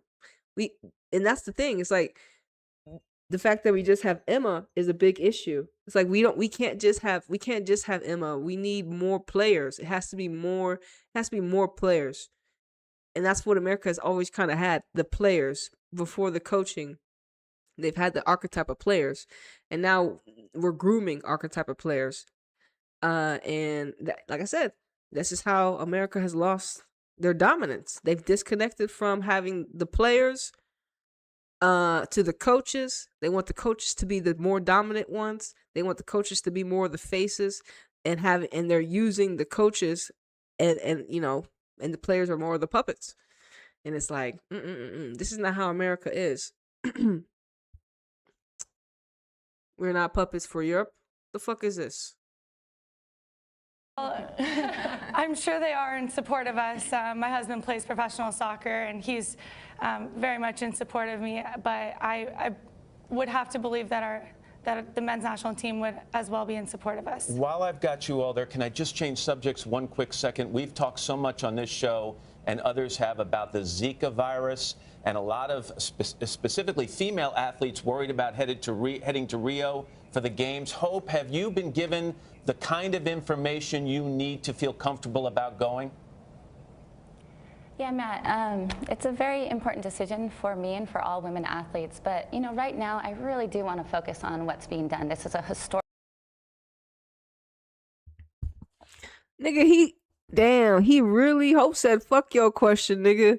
She said, fuck your question about what Zolemia, something y'all created to something like y'all created to destroy communities, because y'all harness human suffering, ultimately more disease and chaos for y'all to feed upon. And Hope is like, fuck y'all conversation on that shit. She wants to talk about what they came to talk about. So this nigga has blatantly been disrespecting the ladies up and down. And I mean, are we surprised? I mean, no. Historical moment. So much is learned from history, and I really hope that this historical moment and everything that we filed today, we can all learn from. So, Zika is a huge deal. The Olympics is obviously the decision to play in the Olympics is a very big deal. It's a personal decision for me, but right now I just want to focus on what this team historically is doing. All right, fair enough. Ladies, thank you very much for joining us this morning. We'll follow this story very, very closely. Thank you. Thank you.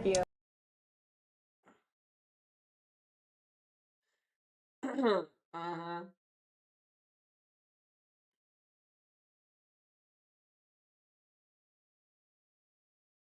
Wow.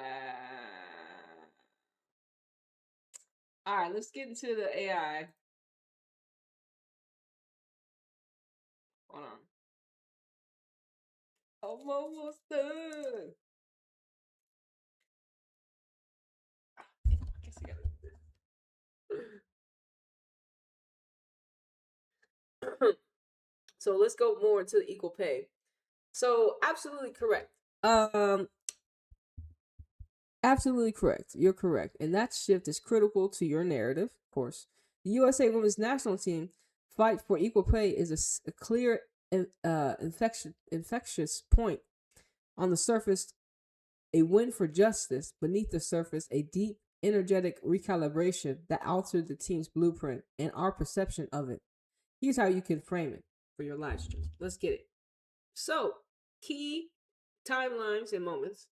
On March 2016, 5 players, including Meg Rapinoe, Alex Morgan, Carly Lloyd, filed a complaint with the EEOC, causing the Federation of Payment and Working Conditions disparities. At the 2019 FIFA World Cup in France, after the USA wins, fans chant equal pay as a visible protest and signal of transformation. On February 22nd, 2022, the settlement was announced. The U.S. Women's National Team and U.S. Soccer Federation agreed to pay $24 million in back pay and implement equal pay structure. In 2023, the Equal Pay for Team USA Act became law, meaning future U.S. athletes representing the country in global events will have equal pay benefits regarding of gender. Why this matters to your shift narrative? Symbolic pivot. The fight marked when the U.S. Women's National Team moved from "we're here to dominate on behalf of the nation" to "we're here to change the system itself." In terms from blueprint carrier to system challenger. energetic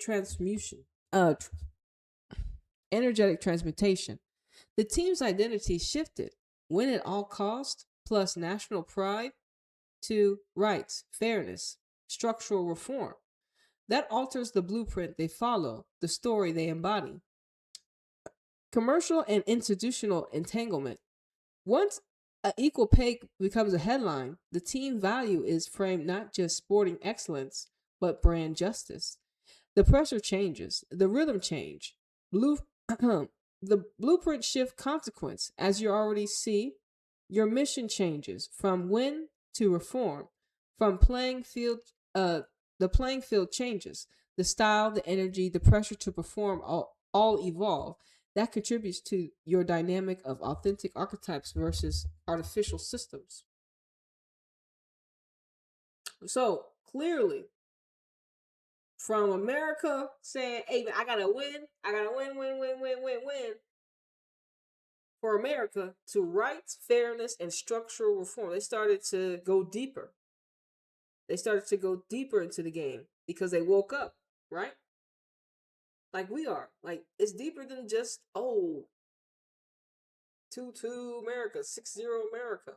Nah, nigga, the frequency shifted. It's not just the 6-0 victory. It's how we got done, right? It's not just a 2-1 loss against Portugal. It's how we got done. It's how it happened. But energetically, based upon all the other energy that has been winding up to the moment of who got to play in today's game and why they got to play in today's game. And why like I said, they blew out New Zealand, which is a team they should have blew out already. We see the girls that get that play in the same stadium get opportunities to play in the same stadium. It's all like predictable, right? So you play in a stadium that's the first ever women's stadium for sport. Great. Sometimes when you have stuff like that, like America, especially when it's like not Kansas City. Sometimes when it's America, it's more spectacle because it's more predictable. Now we're gonna know that storyline of this is the first ever women's stadium. That's gonna be a narrative. Like when it's like, okay, that's great, we're happy, but let's talk about the football. Because before the stadium even can get there, the football players have to be there. You know what I mean? So like I said, it's reversed. They have reversed it. They have made the branding of football more important than the essence of the game. And this is where a lot of people are caught up in the lights. And then you can identify which player has it in them and which player is just wearing an artificial suit. And what leagues and what countries are actually attempting to continue to showcase essence players and what teams and systems are being used to showcase artificial systems. And like I said, artificial is all over Europe. And right now with America, heavily. All our European players.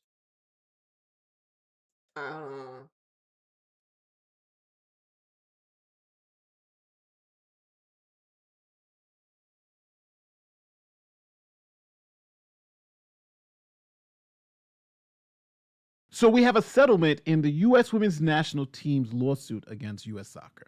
Let's talk about it.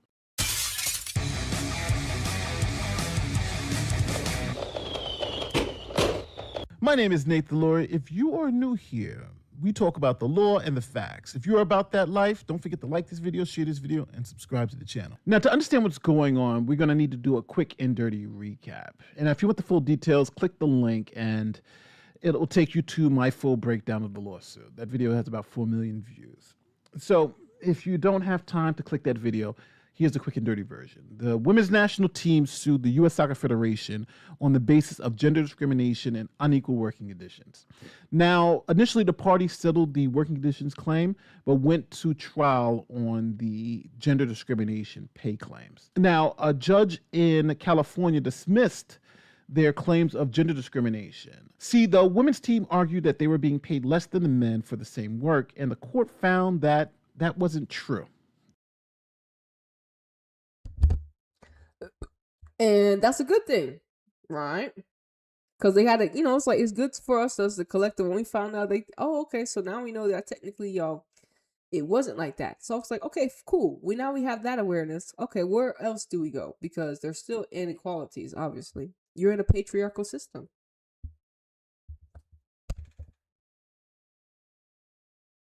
Those were lies. The court found that the women's national team was paid more than the men. Yes, they were paid more than the men per game and overall. So their rate of pay was higher and they got paid more money in aggregate. The court also found that U.S. Soccer offered the women's national team the men's deal and the women's national team rejected it. So why did that happen? Well, the men's deal was a pay-to-play deal. So the men only got paid if they played in the game.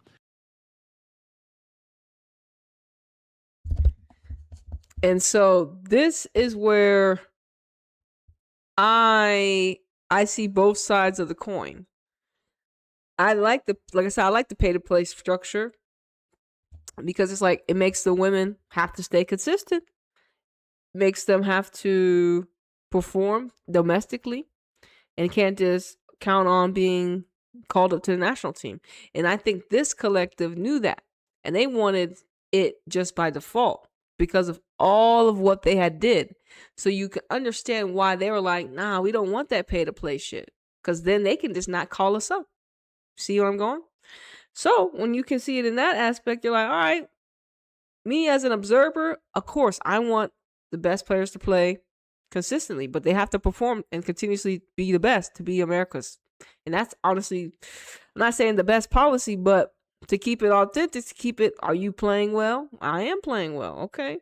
But then it's like, what about the security of that player and stuff like that?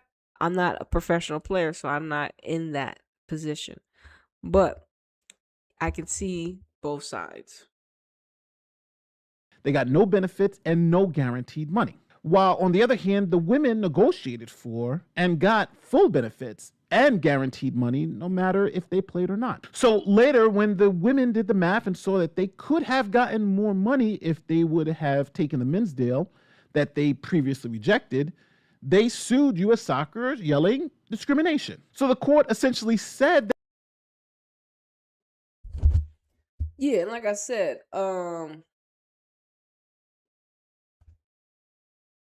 this group of collective, you know, it was about what they were fighting for. And I felt like, for me, I'm not saying this group was a little more selfish, but in a right, they had the kind of right to be. They're like, we're the beneficiaries of all of the U.S. women's prior movement.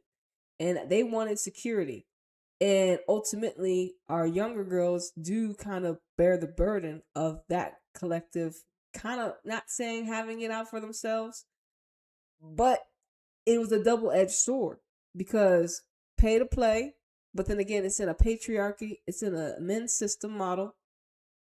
They were just going to, and that's another thing we've been saying. They can't just, Nate's right. Like, Nate's like, well, you could have made more money. They could have made more money with the men's deal. But the women are not men. They don't have the same problems. So in a patriarchal system, the same thing on paper may not work out the same way.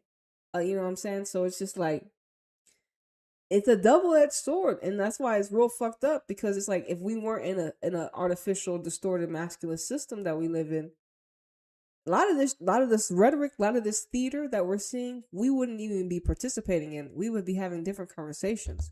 But because of the theater that we live in, based upon the lights they put up in the sky and make people act out in, nigga, I can't get mad at them for not wanting it, and I can't get mad at them for suing him. You know what I'm saying? It's just like, damn, it's fucked up, huh? Like, why are we being put in positions like this as a spirit and a body, like, just to play football? Like, this is crazy. Pay us our worth. Make a deal for us proper, and they signed something. So we'll continue, Nate.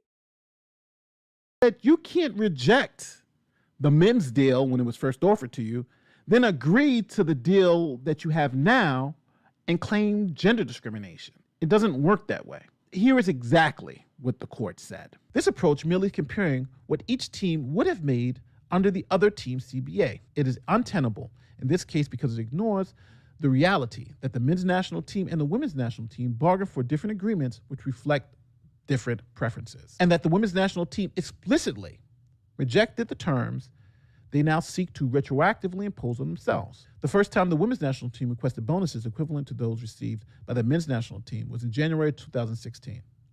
The United States Soccer Federation rejected that proposal, however, because the women's national team was not asking for a pay-to-play agreement similar to the men's national team. Instead, and you think about it, why is the men's system pay to play, and what was the women's system before being offered pay to play? So they already were different. And so that's the thing about how US Soccer and the courts gaslight the women. They're like, well, okay, or US Soccer's like, y'all want the same pay as men? Okay, we'll give you everything that we give them. But it's not the same. They're men. And that's what the law don't be understanding gender sometimes. And it just be like, okay. But you have to see it from you have to see it from both angles. You can't just see it from America angle. You got to see it from both perspectives. Because then you can form a more formulated opinion. Because ultimately it is your opinion, and ultimately they already settled. Because we just backtracking on how they lost, how they lost this blueprint. After this collective, they're not fighting for nothing right now. And I'm not saying you gotta fight for something, but nigga, either you want to be free or you want to be enslaved. And right now, I already said it, when America lost to Portugal, our essence is contained through the system. Our essence is not able to express itself. America can beat New Zealand 6-0, but our essence, you're gonna have to watch the ladies domestically. And then soon they're gonna have the Olympics on Netflix, and we ain't even gonna be watch that. it was asking for all the upsides of the men's national team CBA, namely higher bonuses, without any of the drawbacks. No base salary. In May 2016, the United States Soccer Federation offered the women's national team a pay-to-play proposal similar to the men's national team CBA, but the women's national team rejected it, preferring an agreement that involves some elements of guaranteed compensation. Like I said, see, and this is the thing. This collective did not want to wait to be paid, which made sense for all the work that they did, right? They won. They just coming off and like I said, they're you know how much pressure they had from the elders onto settle? And that's another thing. Even the elders could have been the ones pushing the narrative to be more selfish. You don't even know. Was you in the room? I wasn't. But so even the elders can be like, you know what? I don't know who was able to benefit from this settlement. They say the future is going to benefit, but on the football field, no. Monetarily, yeah. Because that's the thing. It's like the fact that the women wanted more money, but they wanted it to be guaranteed, which makes sense. But it's just like the guarantee, they wanted it now. They didn't want to wait. It seems. That's why a lot of them, they already retired.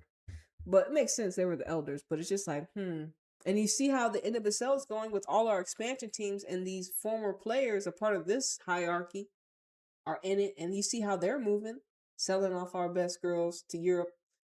It's like, everything y'all fought for, y'all got it. And y'all got it monetarily. And then it's like, oh, so that's really all it was about? It wasn't about all. I believe that we will win type shit. It was just about the equal pay. Damn. And so we have a collective of women. Now we have a collective of USA team that don't really have an identity. We had triple espressos. Now we have Emma Hayes and her squad. Emma Hayes mimicking of whatever she wants to create out of these girls we have. Nah, fam, just no. She's not even American. But facts don't matter in our world anymore. So there was massive public pressure, both by the mainstream media and by fans of the U.S. soccer, for the women to be paid this extra money from nowhere. No one cared that the women's claims were essentially lies, and that a factual analysis by the court showed that the women's national team's claims were nonsense. It was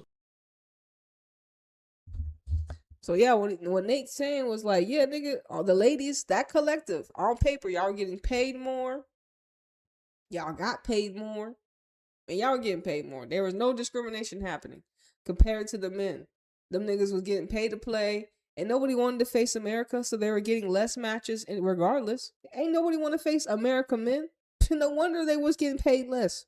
Y'all know nobody want to come to America and play y'all. That's the reality of it.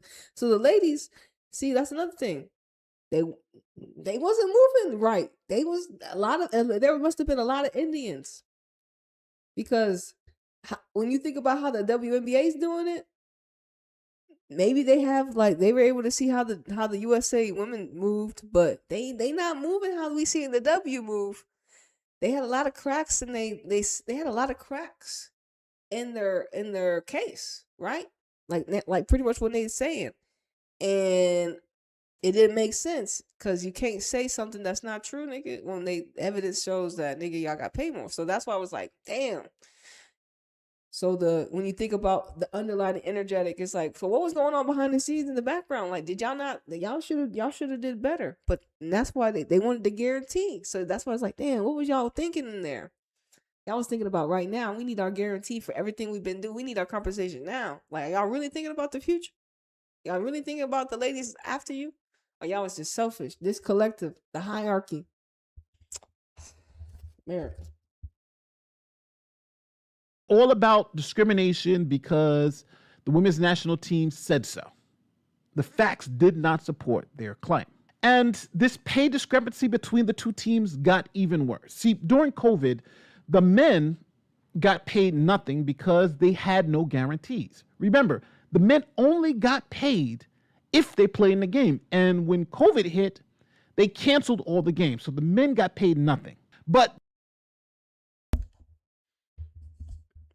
and like I said, that's the difference. The women, whatever discussions they were having in the locker room, like, they really didn't sit this down and look at this. Like, they didn't really. You're like, damn, who was doing the paperwork, the groundwork? And like I said, humiliation ritual. The ladies probably didn't have a blueprint. They didn't. You think about all these players that was actually fighting for it too. A lot of them don't look like Nita, obviously. So they was just gonna take whatever and run. Sometimes now you got all these like WNBA players. We're like, hold on now, nigga, this is generational wealth. Some of these girls, they come from money. WNBA, some of them, it ain't the same. And so, like I said, it also made me mad during this time to find out all this information, because it's just like, damn, y'all didn't do y'all's proper due diligence on your own selves. Sounds like y'all was in it to win it for yourself, but you're the beneficiaries. The women's team got paid multi-million-dollar deals. They got millions in salary and millions in benefits. Yet they were the ones claiming pay discrimination. Pretty awkward. So after the judge threw out their claims, the women appealed. So now, 2 weeks before we were headed to arguments, the women's national team settled. So what are the terms of the settlement? Well, the women's national team, remember, are already getting paid millions more than the men's team, right? They're already getting paid more than the men's team. But now they're going to get more. What are they going to do? Once again, ain't nobody want to play the U.S. men's national team. Y'all boo-boo. Y'all not good. Nobody want to play the U.S. men's national team besides Mexico, because they beat y'all every time. But no one wants to play y'all, America. That's y'all fault. And that's when that's why it's like, ugh, comparing it to the men is disgusting. Y'all should have never did that. They boo-boo. They not an equal weight. They were an awful comparison. So that's why I'm like, what numbers were they looking at? Like, Lord have mercy. Get? Well, essentially, they're going to get an extra $24 million. It's going to be split like this. $22 million is going to be split into individual amounts proposed by the players, and is going to be subject to the district court's approval. Now, that's about 1/3 of what they were seeking in the lawsuit. $2 million of that. They settled for 1/3 too. You see how quickly they settled? So y'all settled for 1/3 of what y'all wanted? Come on, ladies. When we come back to it, you look at that collective. Look at the collective. That collective. And I don't even know if Hope Solo was in on the settlement, because I think this is when a lot of other things she was going through stuff. But anyways, this collective, they settled for 1/3. This is what Nate said. Look now. But 24 million, is that really a lot to split between? How many players you splitting that between?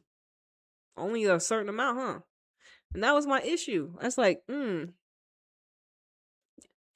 it's too small of a settlement. They settled for 1/3. Oh my gosh, God. And it was 24 million? Like 1/3 needs to be at least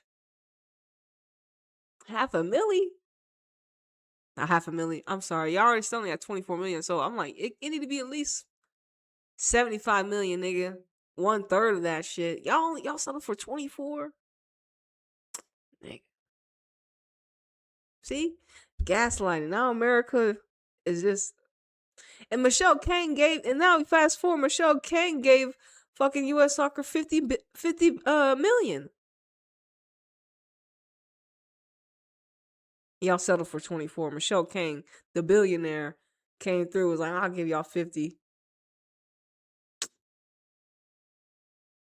Are going to go to benefit players in their post-soccer careers and charitable efforts to help, as they say, expand women's soccer. So essentially, the women asked for 66 million and they got 22 million. Not bad. Y'all should have stuck out the 66. Y'all were already waiting this long. Y'all should have stuck out for the 66. Why didn't they wait even longer? Why did they settle so quickly?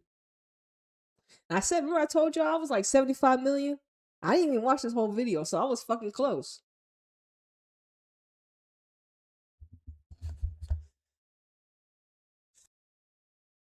Bad for them. But at the end of the day, it makes me kind of sad, because only thing this was just the women's national team understanding the power of the press, understanding the power of a left-wing media narrative that was. Man, how America sold out. How the U.S. women's national team lost the American way. They went political. Y'all went political, and this ain't gonna favor y'all. What the hell? Because y'all ain't known for that. Y'all known for beating women on the football field. We ain't known for doing this stuff. We known for winning. Winning everything. Winning everything. Winning everything, nigga. And this collective was in for the money real quick, and that's sad. Cause that's why our ladies are how they are now, being pimped out to Europe. They don't know, should I stay? Should I go, nigga?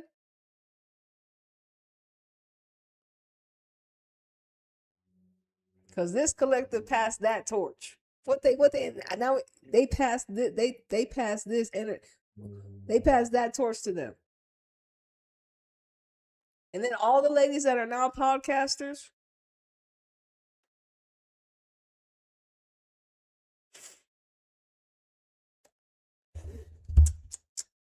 how America? Oh man, America. It's like I said, like there's other national teams to tap into to see how they play the beautiful game now. But yeah, America, man, our girls are in danger. Sympathetic to their side. See, the media essentially just helped them get this extra $24 million. Think about, and no matter if you think I'm right wing, left wing, whatever, I really want you to think about what happened here. The women went into court and made factual allegations that they were being discriminated against because they were women, right? Those were factual allegations. When the judge looked at it and said, no, the facts that are presented to this court, it's clear that not only did you get paid more, right? We have the numbers. We have the data. You got paid more. Not just because you played more games, but per game. You guys got paid more. And so it's just like, okay, it's like, did no one do the numbers? Because then that's just like, okay, y'all still proceeded to go forward with your plan. You still, that's why you're like, damn, all y'all are manipulative in some sort of way.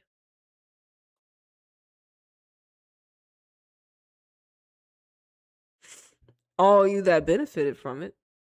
All you that got a piece of the pie from that 24K, that 24 million. Was it worth it? I mean, really? Was it worth it, homie?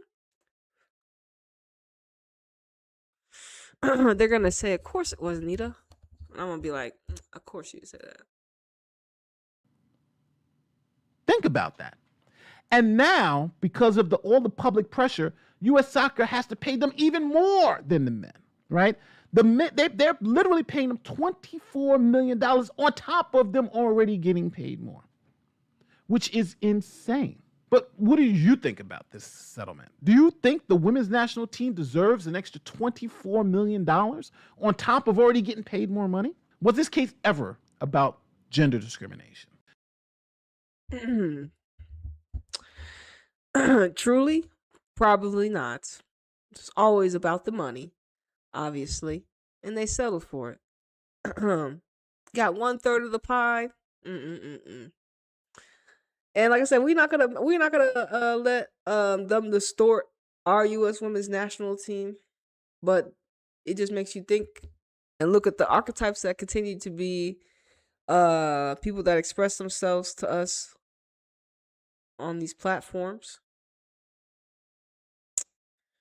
and how they make you think about how you view America, and how it's not the same. It should be about football, and we over here in the politics side. Crazy work. Now, I know the women's national team is out on Good Morning America today yelling, yes, we won, we won. They did win. They won because we live in a society where facts don't matter. If you tell anyone these facts and say, do you think U.S. Soccer would, so do you think they'll win? People are going to say no. Why should they win? They got paid more. Matter of fact, they got paid millions of dollars more just a year ago. And they're the ones being discriminated against? This channel isn't about pushing a narrative for the women's national team or against the women's national team. It's about letting you understand the truth. And the truth is that the women's national team got away with essentially highway robbery here, right? It's just clear. They screamed discrimination, had a very sympathetic press, write it all up as discrimination, made people believe they were being discriminated against. When the facts came out to show that it was absolutely not true, it didn't matter. And that, I think, is something that should concern us all. Because facts should matter. And in this case, it doesn't seem like it does. Let me know what you think in the comment section. Was this the right call? Do you think the U.S. Soccer Federation got it right? I'm going to say it. I think the U.S. Soccer Federation got it wrong. But it's their money, and if they want to give it away, so be it. On to the next lawsuit. My name is Nate the Lawyer, and I'll check you later. Peace.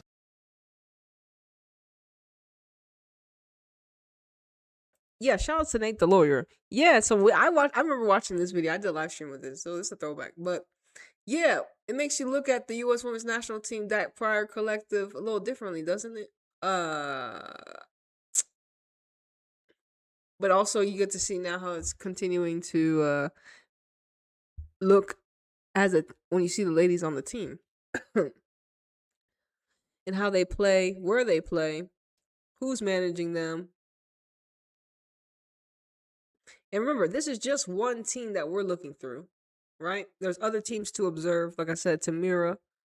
I can watch Mexico, see how they're doing great things. Because America, I mean,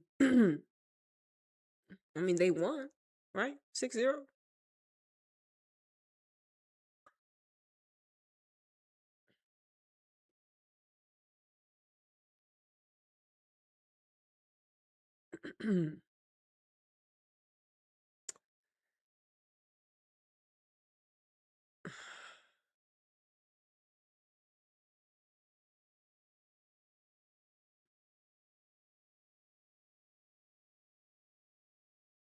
Hold on, hold on.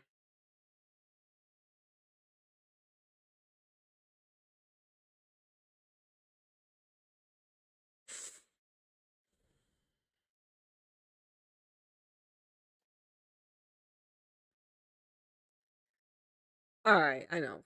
Well, let's hear a little bit, I guess, from Emma post match. See how she was feeling post game. Do you have some for Emma? Jillian, go ahead. Thank you. Emma, congratulations. Thank you. Just a quick moment. You heard the crowd calling for Lo LaBonta. They wanted Lo. And then you kind of asked her to come over to you. What did you share with her before she entered the match?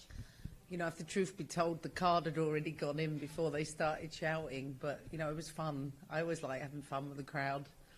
First of all, when I heard them shouting, I thought they kept saying home, not low. So, you know, I've got to get used to the KC crowd.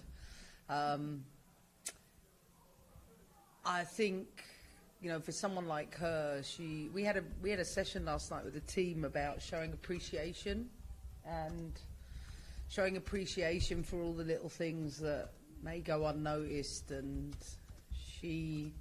Sam Coffey said to her, you know what, Lo, you're always so thoughtful towards everyone. She's quite maternal with the less experienced players, and she's always thinking of the small gestures of appreciation all of the time. And for someone of, you know, her experience and what she's done at a club level, she shows such humility all the time. And so we appreciate her for that. And so I have no surprise whatsoever this crowd was calling for her, because she's a little gem. Just one more, if you don't mind. The bounce back ability the team displayed against Portugal fell on some of the younger players. You've talked about that, how they took. Oh, okay, so she was getting her flowers to Lo Lamont. And I was like, okay, so she was an interesting call up, you know what I'm saying? Like archetype wise.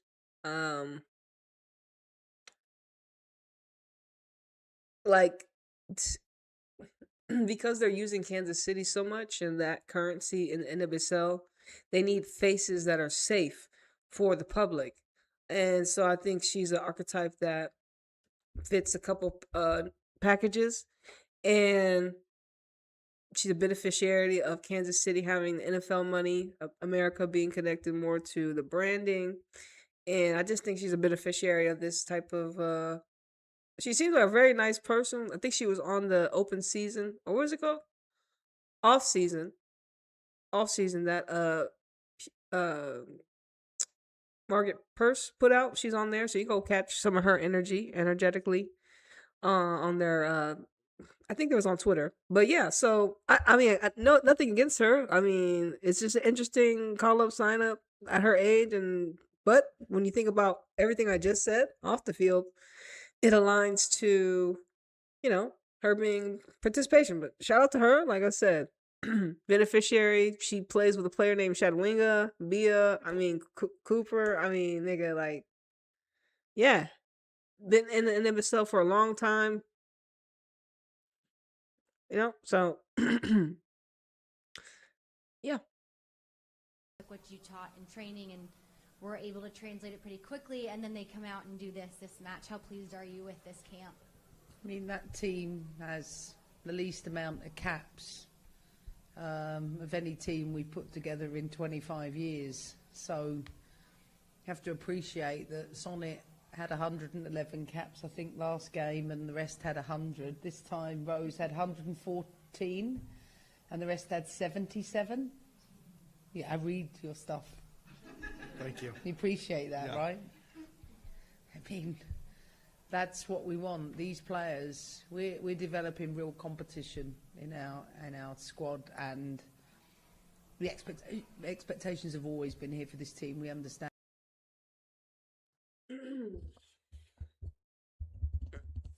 Yeah, so like I said, but this team,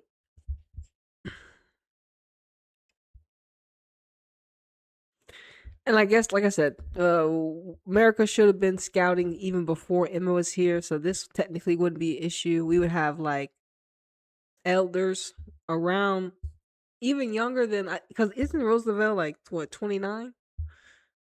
We would have like at least 26, 27. That's why that's where it was. Well, we had Kat Macario, but even she's a youngin ish.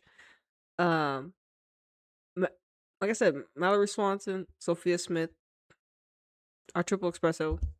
We wouldn't be here talking about youngest this, youngest that in 25 years. Yeah, it would be more balanced. But it just shows about the hierarchy and how the old system structures held certain players to certain contracts where there was no not a young archetype coming up under you and you teaching your gifts and talents up under you for America. There was no Megan Rapinoe teaching someone similar to her essence and how she played. It was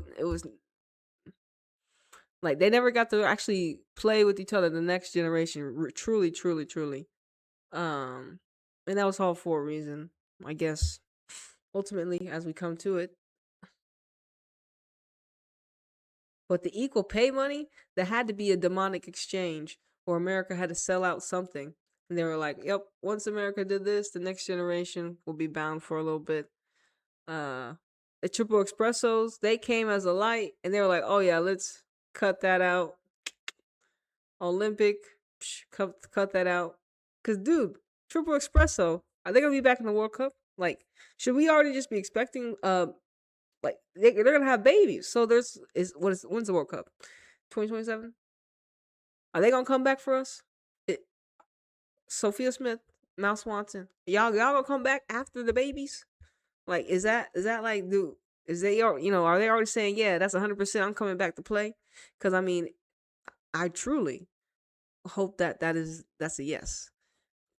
I hope they're not done with football. Like I said, because then if that's the case, we would be truly devastated. Like the triple espressos was like a mere flash. Like that would be wicked. I'm just saying if we lose those two players, and even just for their domestic team collectively, so that those are two big heavyweights. You're like, damn, Portland without Sophia, Swanson without Chicago. Like what? I mean, Rodman's there, obviously, for, she's with Michelle Kang, the billionaire. You see how all our best, like, Michelle Kang has the billionaire. I mean, Rodman's with the billionaire, Michelle Kang. Lily's with Michelle Kang, the billionaire.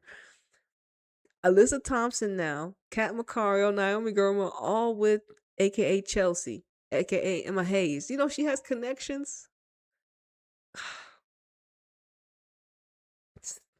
Emily Fox, Arsenal.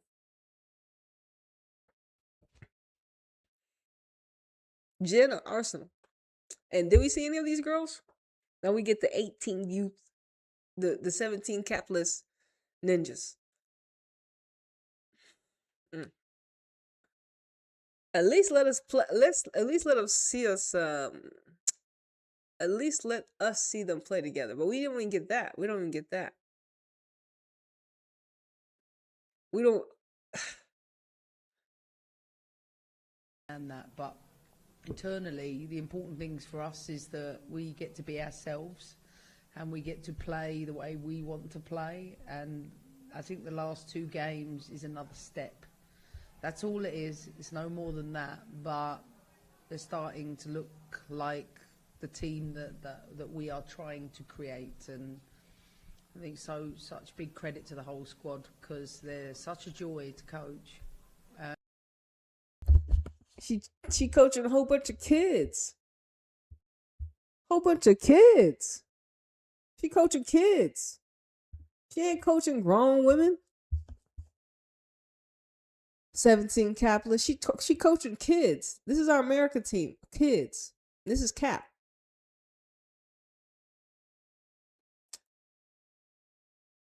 It's crazy, bro. See? The caretaker.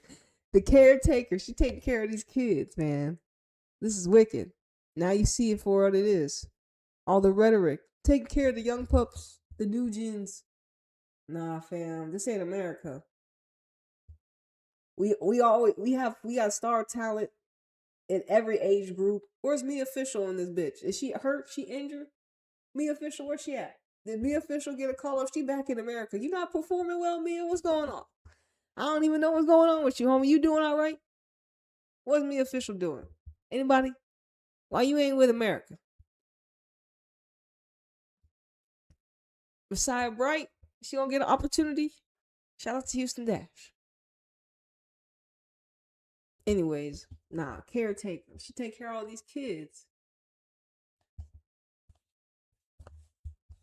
And then you got some elders. Sonnet to elder just in cat wise, but carries no weight.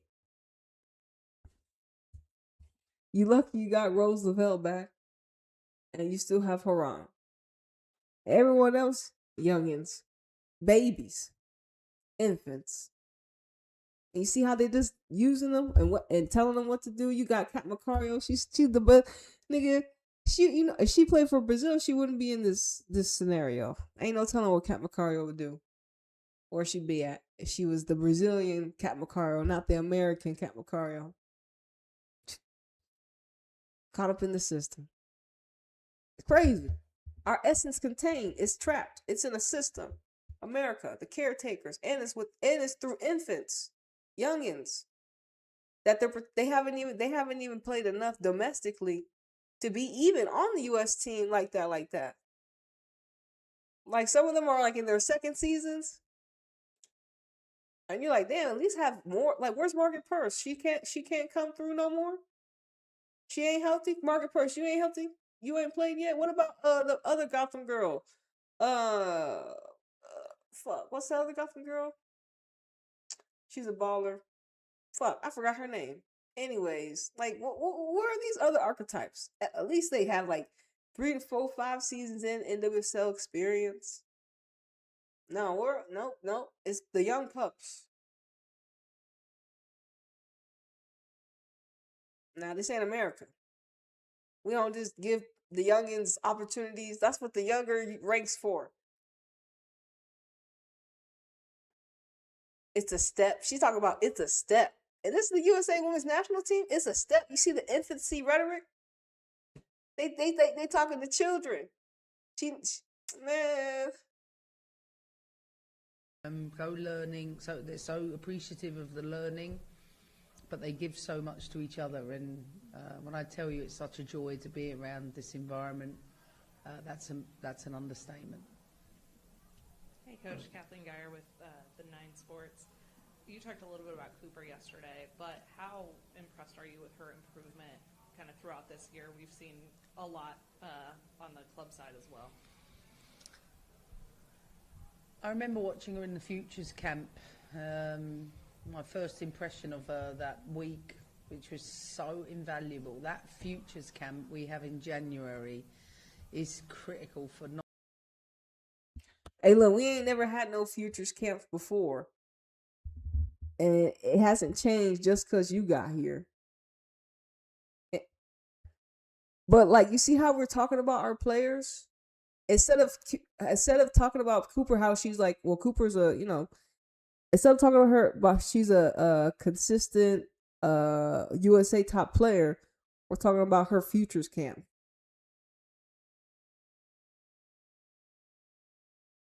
We can't help that Cooper is young, but it's just like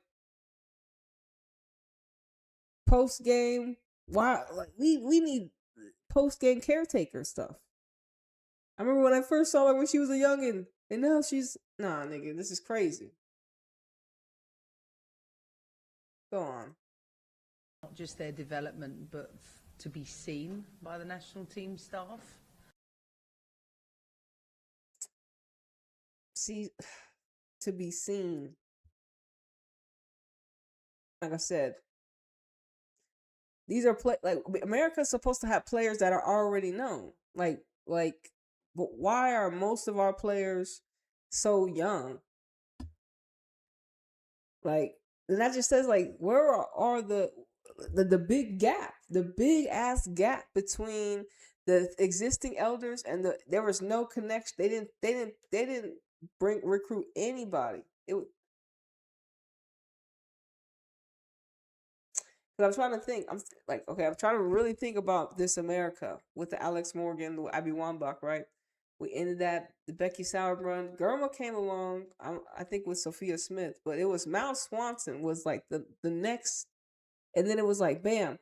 What happened after Mallory Swanson? Did we not get more talent?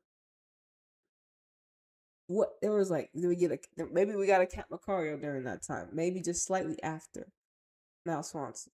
Like, okay, got her. And then where's the other players that were coming through? And you're like, They kind of just stopped. I think they were relying on the draft too much, America. And also, a lot of the NWSL players very systemized in college. So, oh, goodness. But yeah, Emma is coaching a whole bunch of young players for our U.S. women's national team. The best in the world, number 2 in the world. And it's like, oh my goodness. The last group sold out. The last group sold America's blueprint. That's why Emma's here.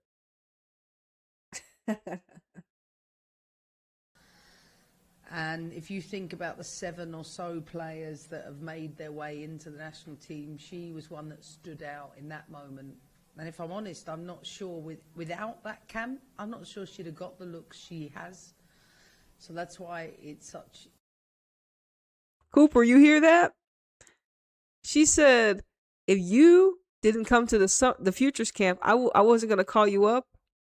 So Cooper has been balling before Emma even popped up, talking about if you didn't come to the Future camp or if we never saw you at the Futures camp, we would have never called you up. Remember, hierarchy thrives in exclusivity. So if you didn't get that call, nigga, you wasn't going to be on the American team. This is a clique, ho. Fuck around here. You better be in the inner circle. You don't want to be in the outer circle. And so, like I said, this is the manifestation of it. Emma blatantly said it. Cooper, even though we know Cooper's a baller, and we would be like, well, why hasn't Cooper got in? Well, she's not a part of the gang. She's not a part of the inner circle. We're like, oh, okay. So America would rather lose based upon image than win based upon essence. And they're like, yeah, because based upon image, it's more sustainable, it's more grounded, it's more programmable. Winning on essence is more unpredictable. You don't know what you're going to get. And that's something they're not willing to risk. An invaluable program, but she's going from strength to strength. I remember talking with Tracy Kevans about what a leader she's been at youth national team level. And so I can see that she has taken everything in her stride. She wants to improve so much, and you can see the growth in her game. Bro, Cooper was balling like this before, bro. I don't know about you, but Emma, I think Cooper was balling before you came to America. I'm just saying. Like, is this Cooper's second season? But ever since we've been watching Cooper, we know she's been great. So Emma's seeing the same great Cooper. Is just that good, just in general. So I mean, like I said, like when you got players that are just that good, you just let them go out there and do their job. So it's like talking about like, oh, and like I said, when we heard from Cooper, she's got the speech down. She seems very, very nice, bright girl. Shout out Cooper. But like I said, when you're a baller, shit, that shit float. That shit just go up. It just comes with the package. You could do it. You could do it. Like she could do everything. She could play and she could talk.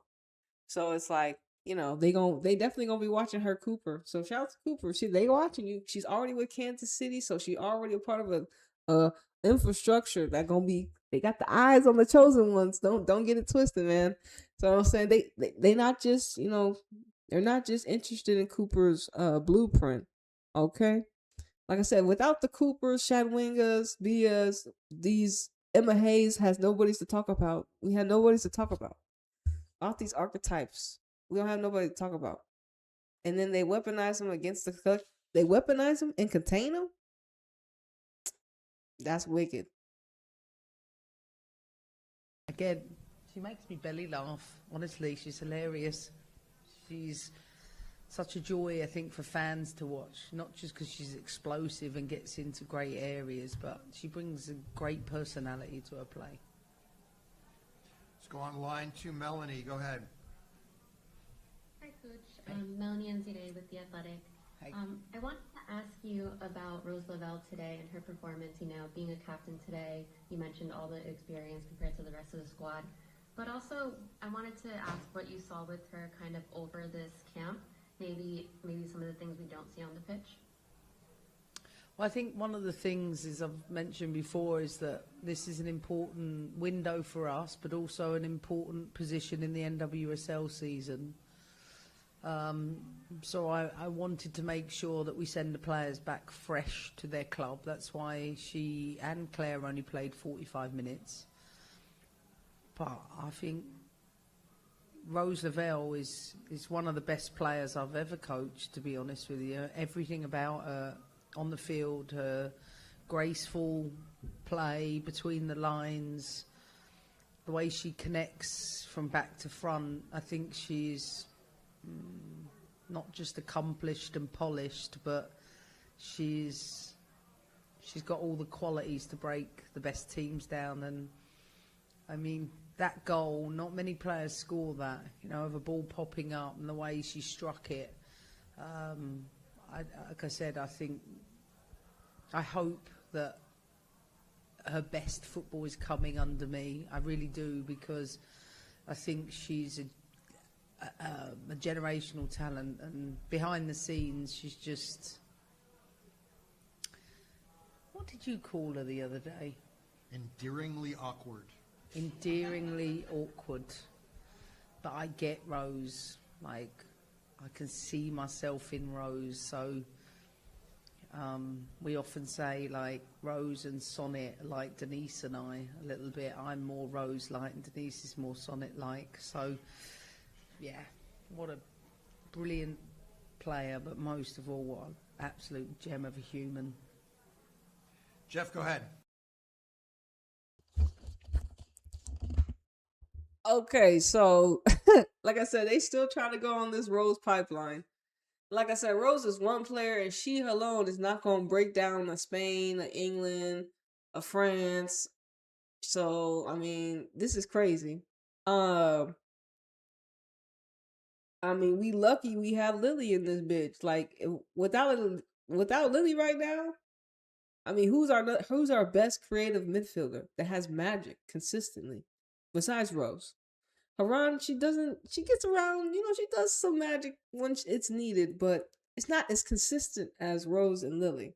So it's just like, who else is here? So that's what another thing is, like, how come Croy Bethune didn't get a call up? Because isn't she a midfielder? And I'm not too sure how else America has been playing, but that's why Kat Macario should be a midfielder. She's another player that is there for me in that position. But she doesn't get to play that position.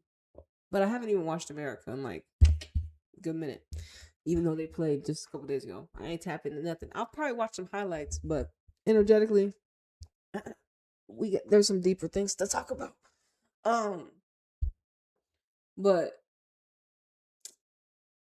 yeah, Rose Lavelle, I mean, we fuck with Rose heavy, bro. Taurus gang. I'm not a Taurus, but I got lots of Taurus energy in my chart.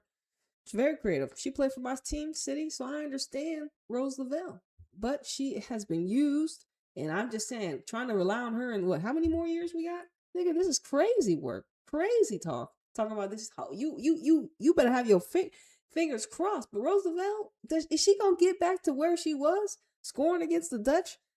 I mean, and that's like, it's like when she came back from England. What team did she play for? Was it really? I don't know. Was Gotham already existing? Forgot what team she came back to, but it was just like injury after injury. They used her too much on the football field and probably off the football field, where her game what? And now she's, she plays for Gotham, but it's just like the teams will have to be better around her, just to even be better. And we don't have the triple espressos to rely on. So it's just like, y'all lost to Portugal with Roosevelt. So, I mean, look, Emma crazy talking. Emma's crazy talking. But yeah.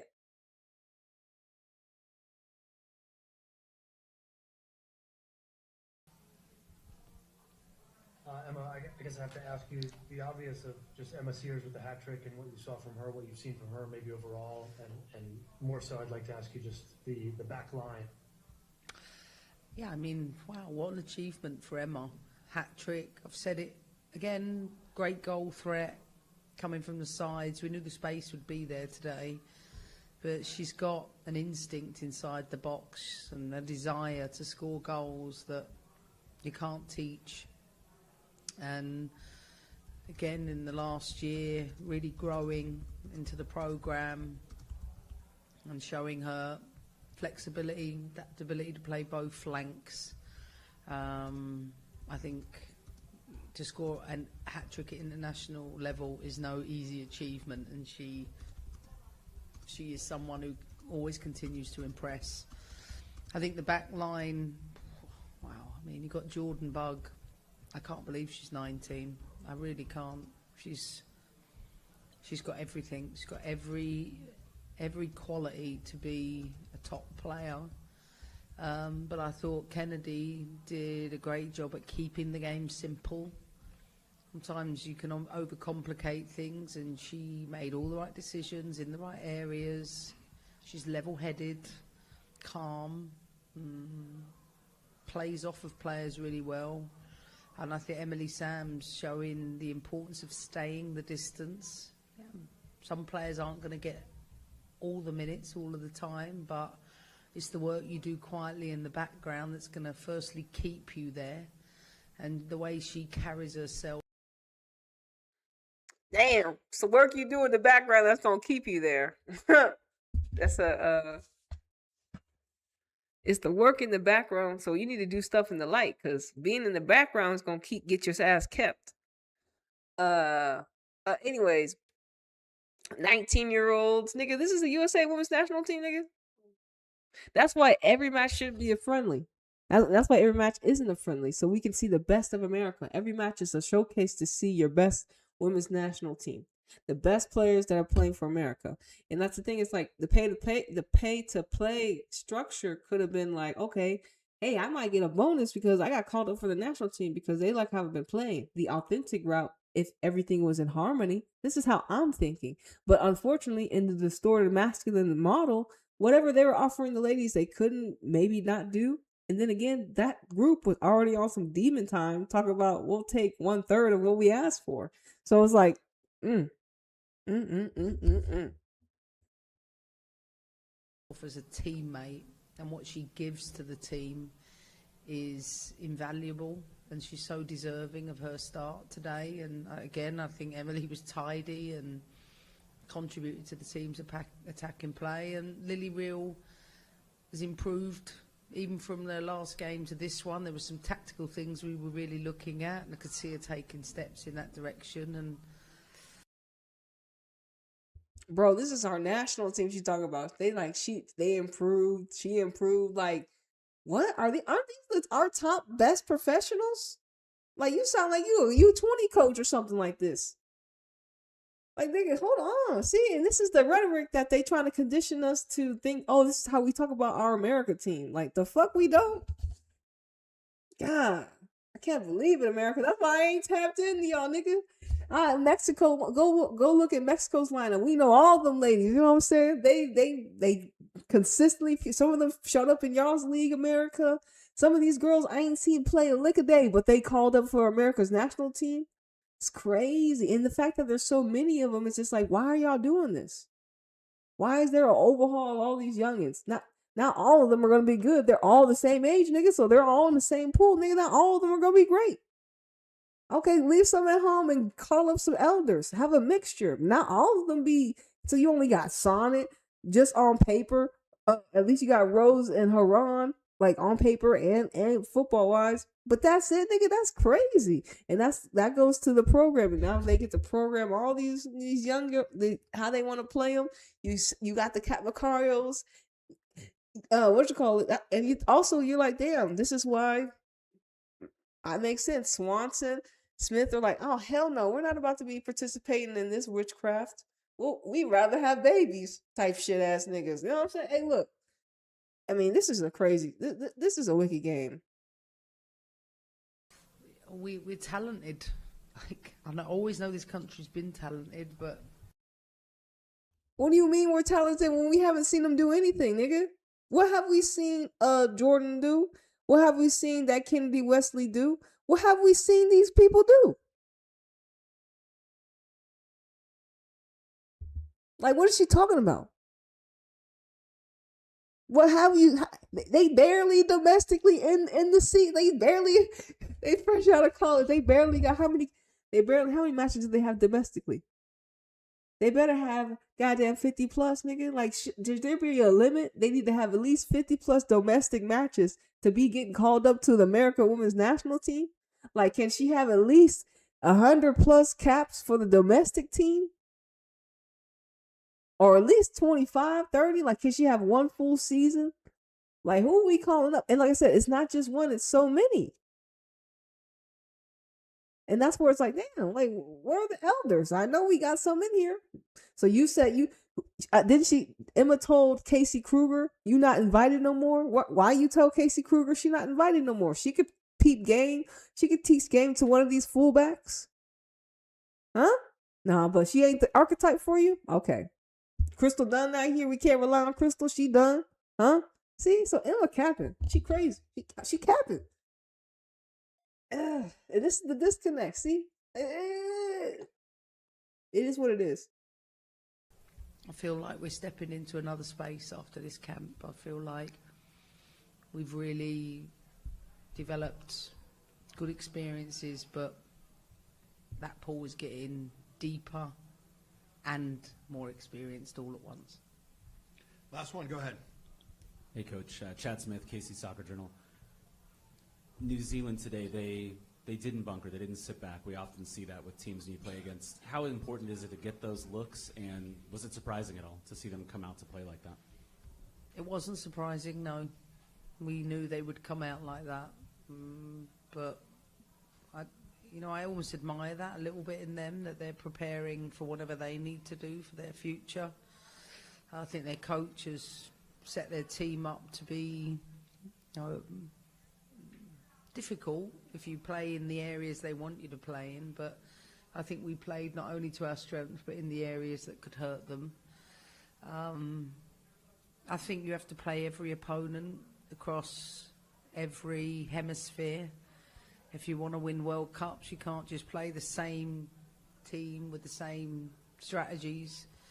You need diversity, and this is another check for us of a team and a hemisphere that we wanted to face.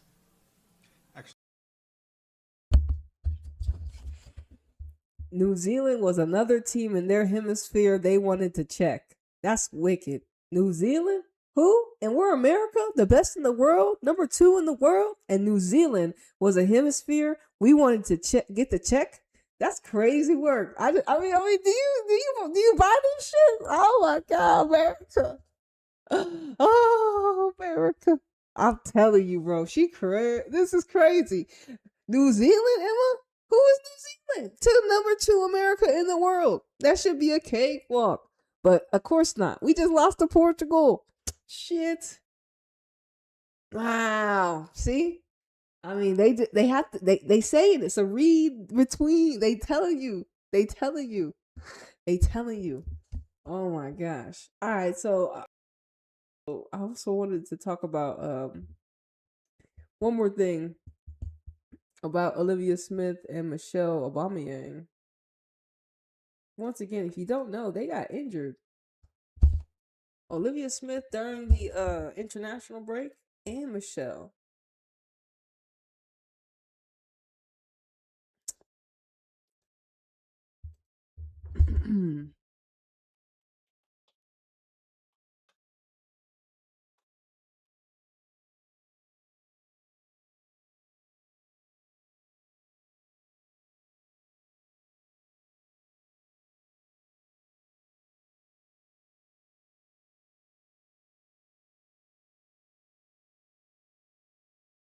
All right, Michelle Aubameyang. If you don't know about Michelle, let's read a little bit about her real quick from one of these articles.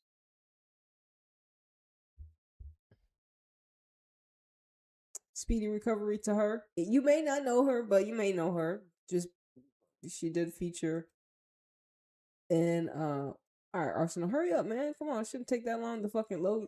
Hey, to load your freaking page, Arsenal. Michelle Aubameyang suffers ACL injury. This is wicked work, Michelle. You already down for the count, man. We just got introduced to you, homie. You just was making your rise, nigga. You came back from the Euros, a champion.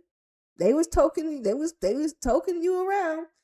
I saw you play Man City and Brighton a couple in the I think y'all played maybe like the third match or whatever. You had minutes, and now you get called up to England's bitch ass, and then now you go down. This is crazy. This is crazy. The Lioness striker has revealed the extent of the injury she sustained in England's game against Australia. Why Australia? Damn. Michelle Aubameyang has sustained a ruptured anterior ACL injury. Goddamn. And who did England beat? Australia. Who Australia? The news was communicated by the young forward on her social media channels this morning. I'm disappointed the results show I tore ACL, she said. I'm so grateful for all the kind words and support from everyone. Recovery starts now. I will be back stronger than before. In all things, I have to give thanks to Most High God. This test will surely turn into a testimony. Interesting. As a member of the Lioness family, she has the full support of the FA, everyone in our England teams. Lioness staff will remain in regular contact with Michelle and her club and be on hand and aid any aspect of her rehabilitation. All right. So did y'all actually watch the game and watch Michelle go down? Because it's always interesting to see how the player goes down. Because we don't really know rituals and spells happening with our players. But I mean, damn, Michelle. So Arsenal, this is your girl. Brighton, this is your girl. And then here we go again. Freaking Arsenal gave a crappy update. Look at Arsenal. This is how they treat their men. Oh, that's not even their page. Hold on. Where's Arsenal at? This is not them. Fitness update on Arsenal. Well, I know she didn't get injured with Arsenal, but Olivia Smith didn't get injured with Arsenal, but she is a Arsenal player. But this is their fitness update for her. It's one sentence, nigga. One sentence. That's wicked. Olivia Smith was withdrawn from international duty after sustaining a hip injury. So, Olivia Smith, very talented baller. And the way she got hit was fucked up because, there should have been a foul. And I can understand why Casey Stoney's frustrated because she got fouled twice in the game. And it was she got this was the second knockdown of Olivia Smith. The first one, the girl missed time. The girl same thing, the same time. Both the fouls on Olivia Smith, the girl just didn't get the ball before Olivia. She's quicker, she's more technical, she's overall better. And it sucks because she attracts pressure from defense, and then you got sometimes shitty defense, and they're hitting you on your leg, freaking running you over, twisting you. Now you got a hip injury because the girl ran into you. You know what I mean? During a friendly match, right? Whatever. So Casey Stoney, like I said, we watched this game because we watched Switzerland. We got our currency for Man City with Benet and Jade Rose. So we have currency for both teams, and it's just like, damn. Like, we want Olivia Smith to play. She's a baller. She was like, they didn't have they had Olivia Smith, Leon, of course Janine Becky. They had a good squad, I thought. They were missing though their defensive people. They were missing Ashley Lawrence, Buchanan, even Vanessa. They were missing some defensive players, but overall I felt like it was a good team for Casey against a Switzerland, right? So it just made me mad that fucking Olivia went down. It says, Canada head coach Casey Stoney had a few words directed at match officials ahead of her team friendly against the Netherlands on Tuesday. Olivia Smith was injured during against Switzerland at the weekend and has since returned to her club Arsenal to recover from a hip problem. And Stoney hinted that the match officials ought to have been firmer with some of the physicality during the game. I thought so too. I get a little bit more frustrated when it comes to player safety, and I felt like there was a lot of stuff getting let go that wasn't protecting players, and I was asking the questions and I wasn't getting completely ignored, she said to media. So in the end, I just sat down and shut up because there's 0 point in me saying anything. It wasn't good enough. It says, Casey Stoney, it's not an excuse. Canada lost 1-0 today, 1-0 to Switzerland, ranked 24th in the world. Their match before was a 3-0 defeat to the USA in July. But Stoney is not worried about the results at this point, pointing out Canada have not played a competitive match for over a year. And why haven't our national teams gotten together for this long? Like, what the fuck? Why all our teams been so distant? Like, why aren't our ladies seeing each other? Like, what the fuck? Like, they should be meeting like damn near every three months. Like, right? That makes sense. Like, y'all meet in a whole year. When should your national team be meeting? Like, y'all should be meeting consistently. Like, it's crazy. What? Like, that's too long. I know there's like major tournaments, but still, everyone should be linking up. Like, a year is crazy. That's 365 days. Is that what they say? Let's say it again. Let's see. It says, but Stoney is not worried about the result at this point, pointing out that Canada have not played a competitive match for over a year. And what does she mean by competitive match? That just means any match in general? Because, I mean, a friendly is a match, and a friendly doesn't exist. But I'm guessing she's talking about since losing to Germany in the quarterfinals of the Paris Olympic Games. So they haven't played a game since the Olympics. So why isn't Canada soccer scheduling matches for Canada? This is crazy. Y'all have a whole league now. Y'all supposed to be using that to scout more Canadian players. Oh, my goodness. See, if some of these geographical locations are not taking advantage of what they have, what is being birthed in Canada. Anyways, that's the Canada women have their own beef going on with their federation.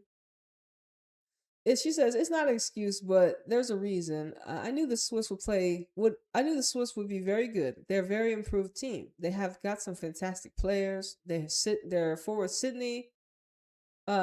She doesn't play for Barcelona because she's not good. She's very good. That's great. Anyway, Sydney plays for Barca. And it's kind of crazy because, like, I would have never known about Switzerland if it wasn't for our girl that we got from Switzerland. I wouldn't be really tapping into them. But hey, man, that's how the pond works. She added, I'm actually really pleased by the fact that we created so many chances that other night. We hadn't created chances like that in a long time. And I know Janine Becky missed so many freaking opportunities. Like, I was like, damn, Janine, like, come on, fam. You had opportunities like the goal should have been happened. But it just didn't. You know what I mean? And I was curious, who else did we get to see? Well, Casey was missing some players too. But also Pia Sundhage. And like I saw also when we signed Amin Bentley, Switzerland Euros were like right like next month. And so it was like, man, for us, me as a citizen, I was like, oh wow, we have an actual player that I can cheer for the home team. And so that's how the connection with and Switzerland, low key been having Pia Sundhage over there. That's kind of crazy when I think about it. So that's where Pia's been low key in the cut. And she got some ballers. She got a Barca baller. She's got a Roma ball. She's got a lot of archetypes that are everywhere. So, I mean, I think that's really good for Switzerland. And they had a very good turnout at their Euros for their collective. So, shout out to Switzerland. But I don't like that y'all ended up injuring a key player to women's football, aka Olivia Smith. That was my biggest beef with Switzerland, was the injury to Olivia Smith and what she does for us as a collective. Not only does she make Arsenal look good, she just makes women's football look good. And so we need these players to be able to play. So the referees have to understand, like, listen, she's a player people come to watch. Like, there's not many, and there's not a lot of Olivia Smiths. You know, a $1 million pound signing, first ever for Arsenal. So she's a generational curse breaker, and she plays for Canada. And, you know, Canada need an archetype like her. You know what I mean? So it's like, damn, come on now. So Canada, she says, Stoney says Canada have a lot of work. Canada have a lot to work on. So did Canada already play the Dutch already? I wonder how that match ended. She said, all right, let's go right here real quick.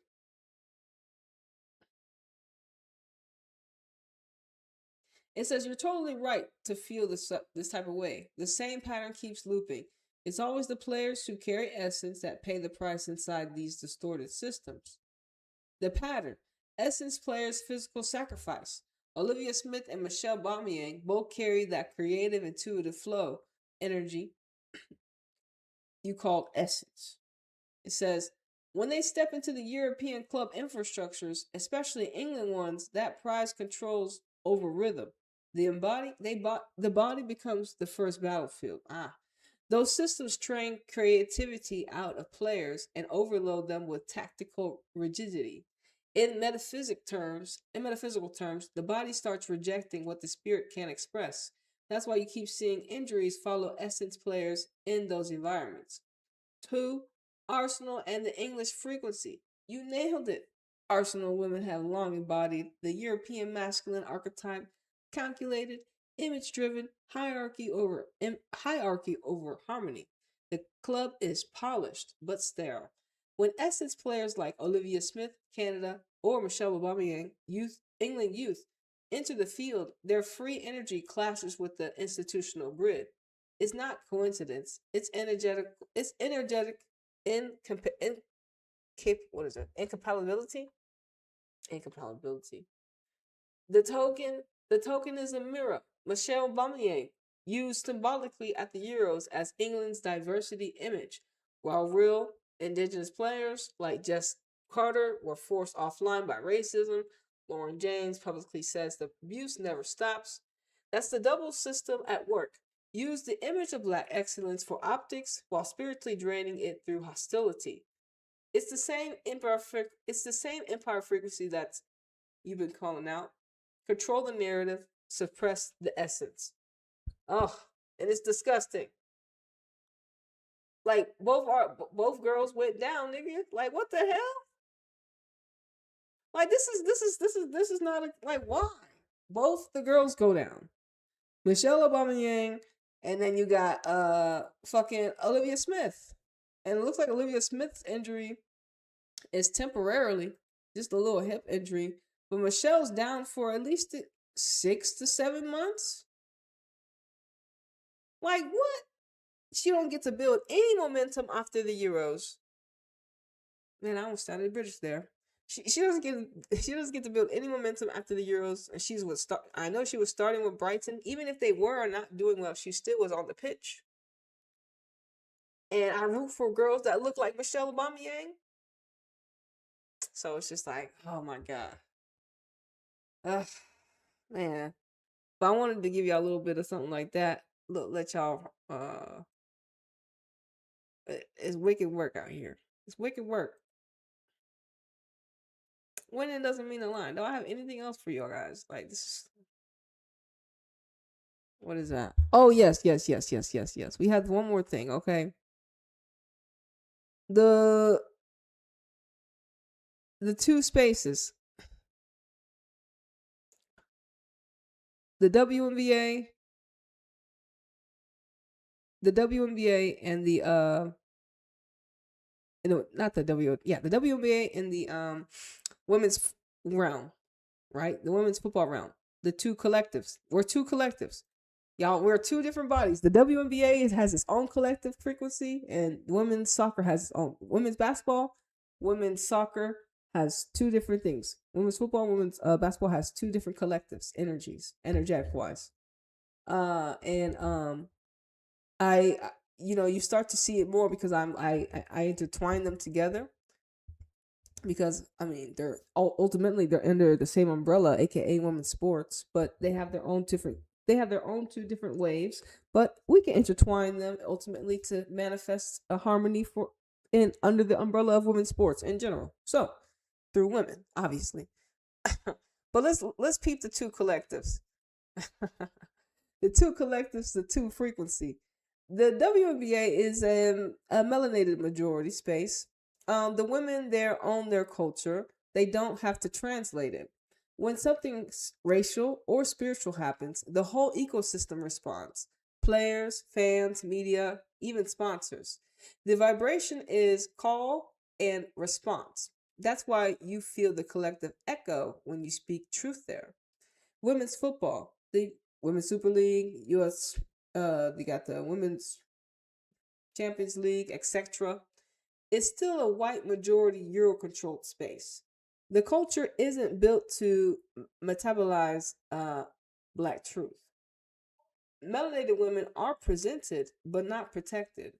The institutions depend on their essence for competitiveness and visibility, but refuse to center their experience. That's why when you talk about racism in football, it's met with silence. It would force the system to admit how much it relies on the very people it marginalizes. The energetic irony. So the paradox is, hold on. Was it Chelsea, Lauren James, Jess Carter, Arsenal, aka on loan to Brighton. We got some white players. We got Olivia Smith, Bunny Shaw, Diani. It says, so the paradox is the system needs the dark-skinned feminine to stay alive, but it's built to pretend she's an accessory. And once y'all wake up to that, once I'm sorry, I shouldn't say that, I'm sorry. But once more people have to realize this is what the mirror is, I mean, I think ultimately all will be better, because we're not going anywhere, nigga. What the fuck wrong with you? We're not going anywhere. Like, so you might as well get used to seeing niggas. Like, I don't understand what's wrong with these niggas. Contrast with the WNBA mirror. In the WNBA, the divine feminine frequency is collective. You see, when the women see each other, they speak for one another. Even the league marketing energy, whole woman, whole power, is rooted in black consciousness. The collective awareness allows healing to circulate. In football, the divine feminine frequency is individualized. Each essence carrier has to hold her own field alone. When she's attacked through racism, injury, or silence, there's no energetic net to catch her. That's why the game feels colder. Even when it's popular, the vibration of solidarity isn't matured yet. Wow. Don't that make some sense? Don't that make some sense, nigga? Wow. Don't that make sense to you? That's the ultimate truth about it, y'all. They refuse to acknowledge the experience of players like Olivia and Michelle and all the other ones that we have, Bunny Shaws and all the other ones. they refuse to acknowledge it. And obviously, people like me, I will acknowledge it. That players for key teams, everyone that that represents neath the archetype in England, as much as I can, obviously, because they're out there solo dolo in this bitch, and you have the ability to hold space in this bitch if you choose so. And as you see, the different mirror in the WNBA, when something happens, it's a whole gang of niggas. But there can be a balance, and you know, like I said, like the differences are in front of your face in 4K. And like I said, we talked about how America lost their essence, bro. Because I mean, they did. I mean, Emma Hayes talking about us, America, like we got kids. Like we got kids. America is a whole bunch of kids. America lost. You know, we not American no more. We got all these youngins. When she said Emma said it was a step. Emma said it was a step, and then she said also New Zealand was a hemisphere we needed to check off. Nigga cap, and we're the number 2 people in the world. Number 2, and she said New Zealand was a hemisphere we needed to check, and that and you know, beating New Zealand and beating Portugal was a step, you know, a bounce back. It was a good step in the right direction. Yeah, so she has the youngest group ever, so she gets to talk to them like they're children, and talk to us like we're children, and we're supposed to just like. And then it's like the football that we get is expressed through young individuals that technically haven't been able to ground that energy because they're being taught all types of rhetoric outside football. That's crazy work. Our essence contained. America lost their way. I mean, it is what it is. This is not America. We find out America elder group sold out for $24 million. Took 1/3 of what they could have got because they needed that guarantee. Money grab. I think Nate labeled it the left wing. I'm not too sure what wing I might be in, but I mean, it's such very interesting theater we have, right? Through the women's game, through USA Soccer, but there's different stories and different expressions of authentic feminine through the different teams that, you know, we'll continue to talk about as the energy will be filtered through other teams, and that's a beautiful thing. You know what I'm saying? America, best of luck to you. We'll be watching how this all plays out, obviously. But yeah, anyways, y'all, I'm gonna see y'all on the next one, okay?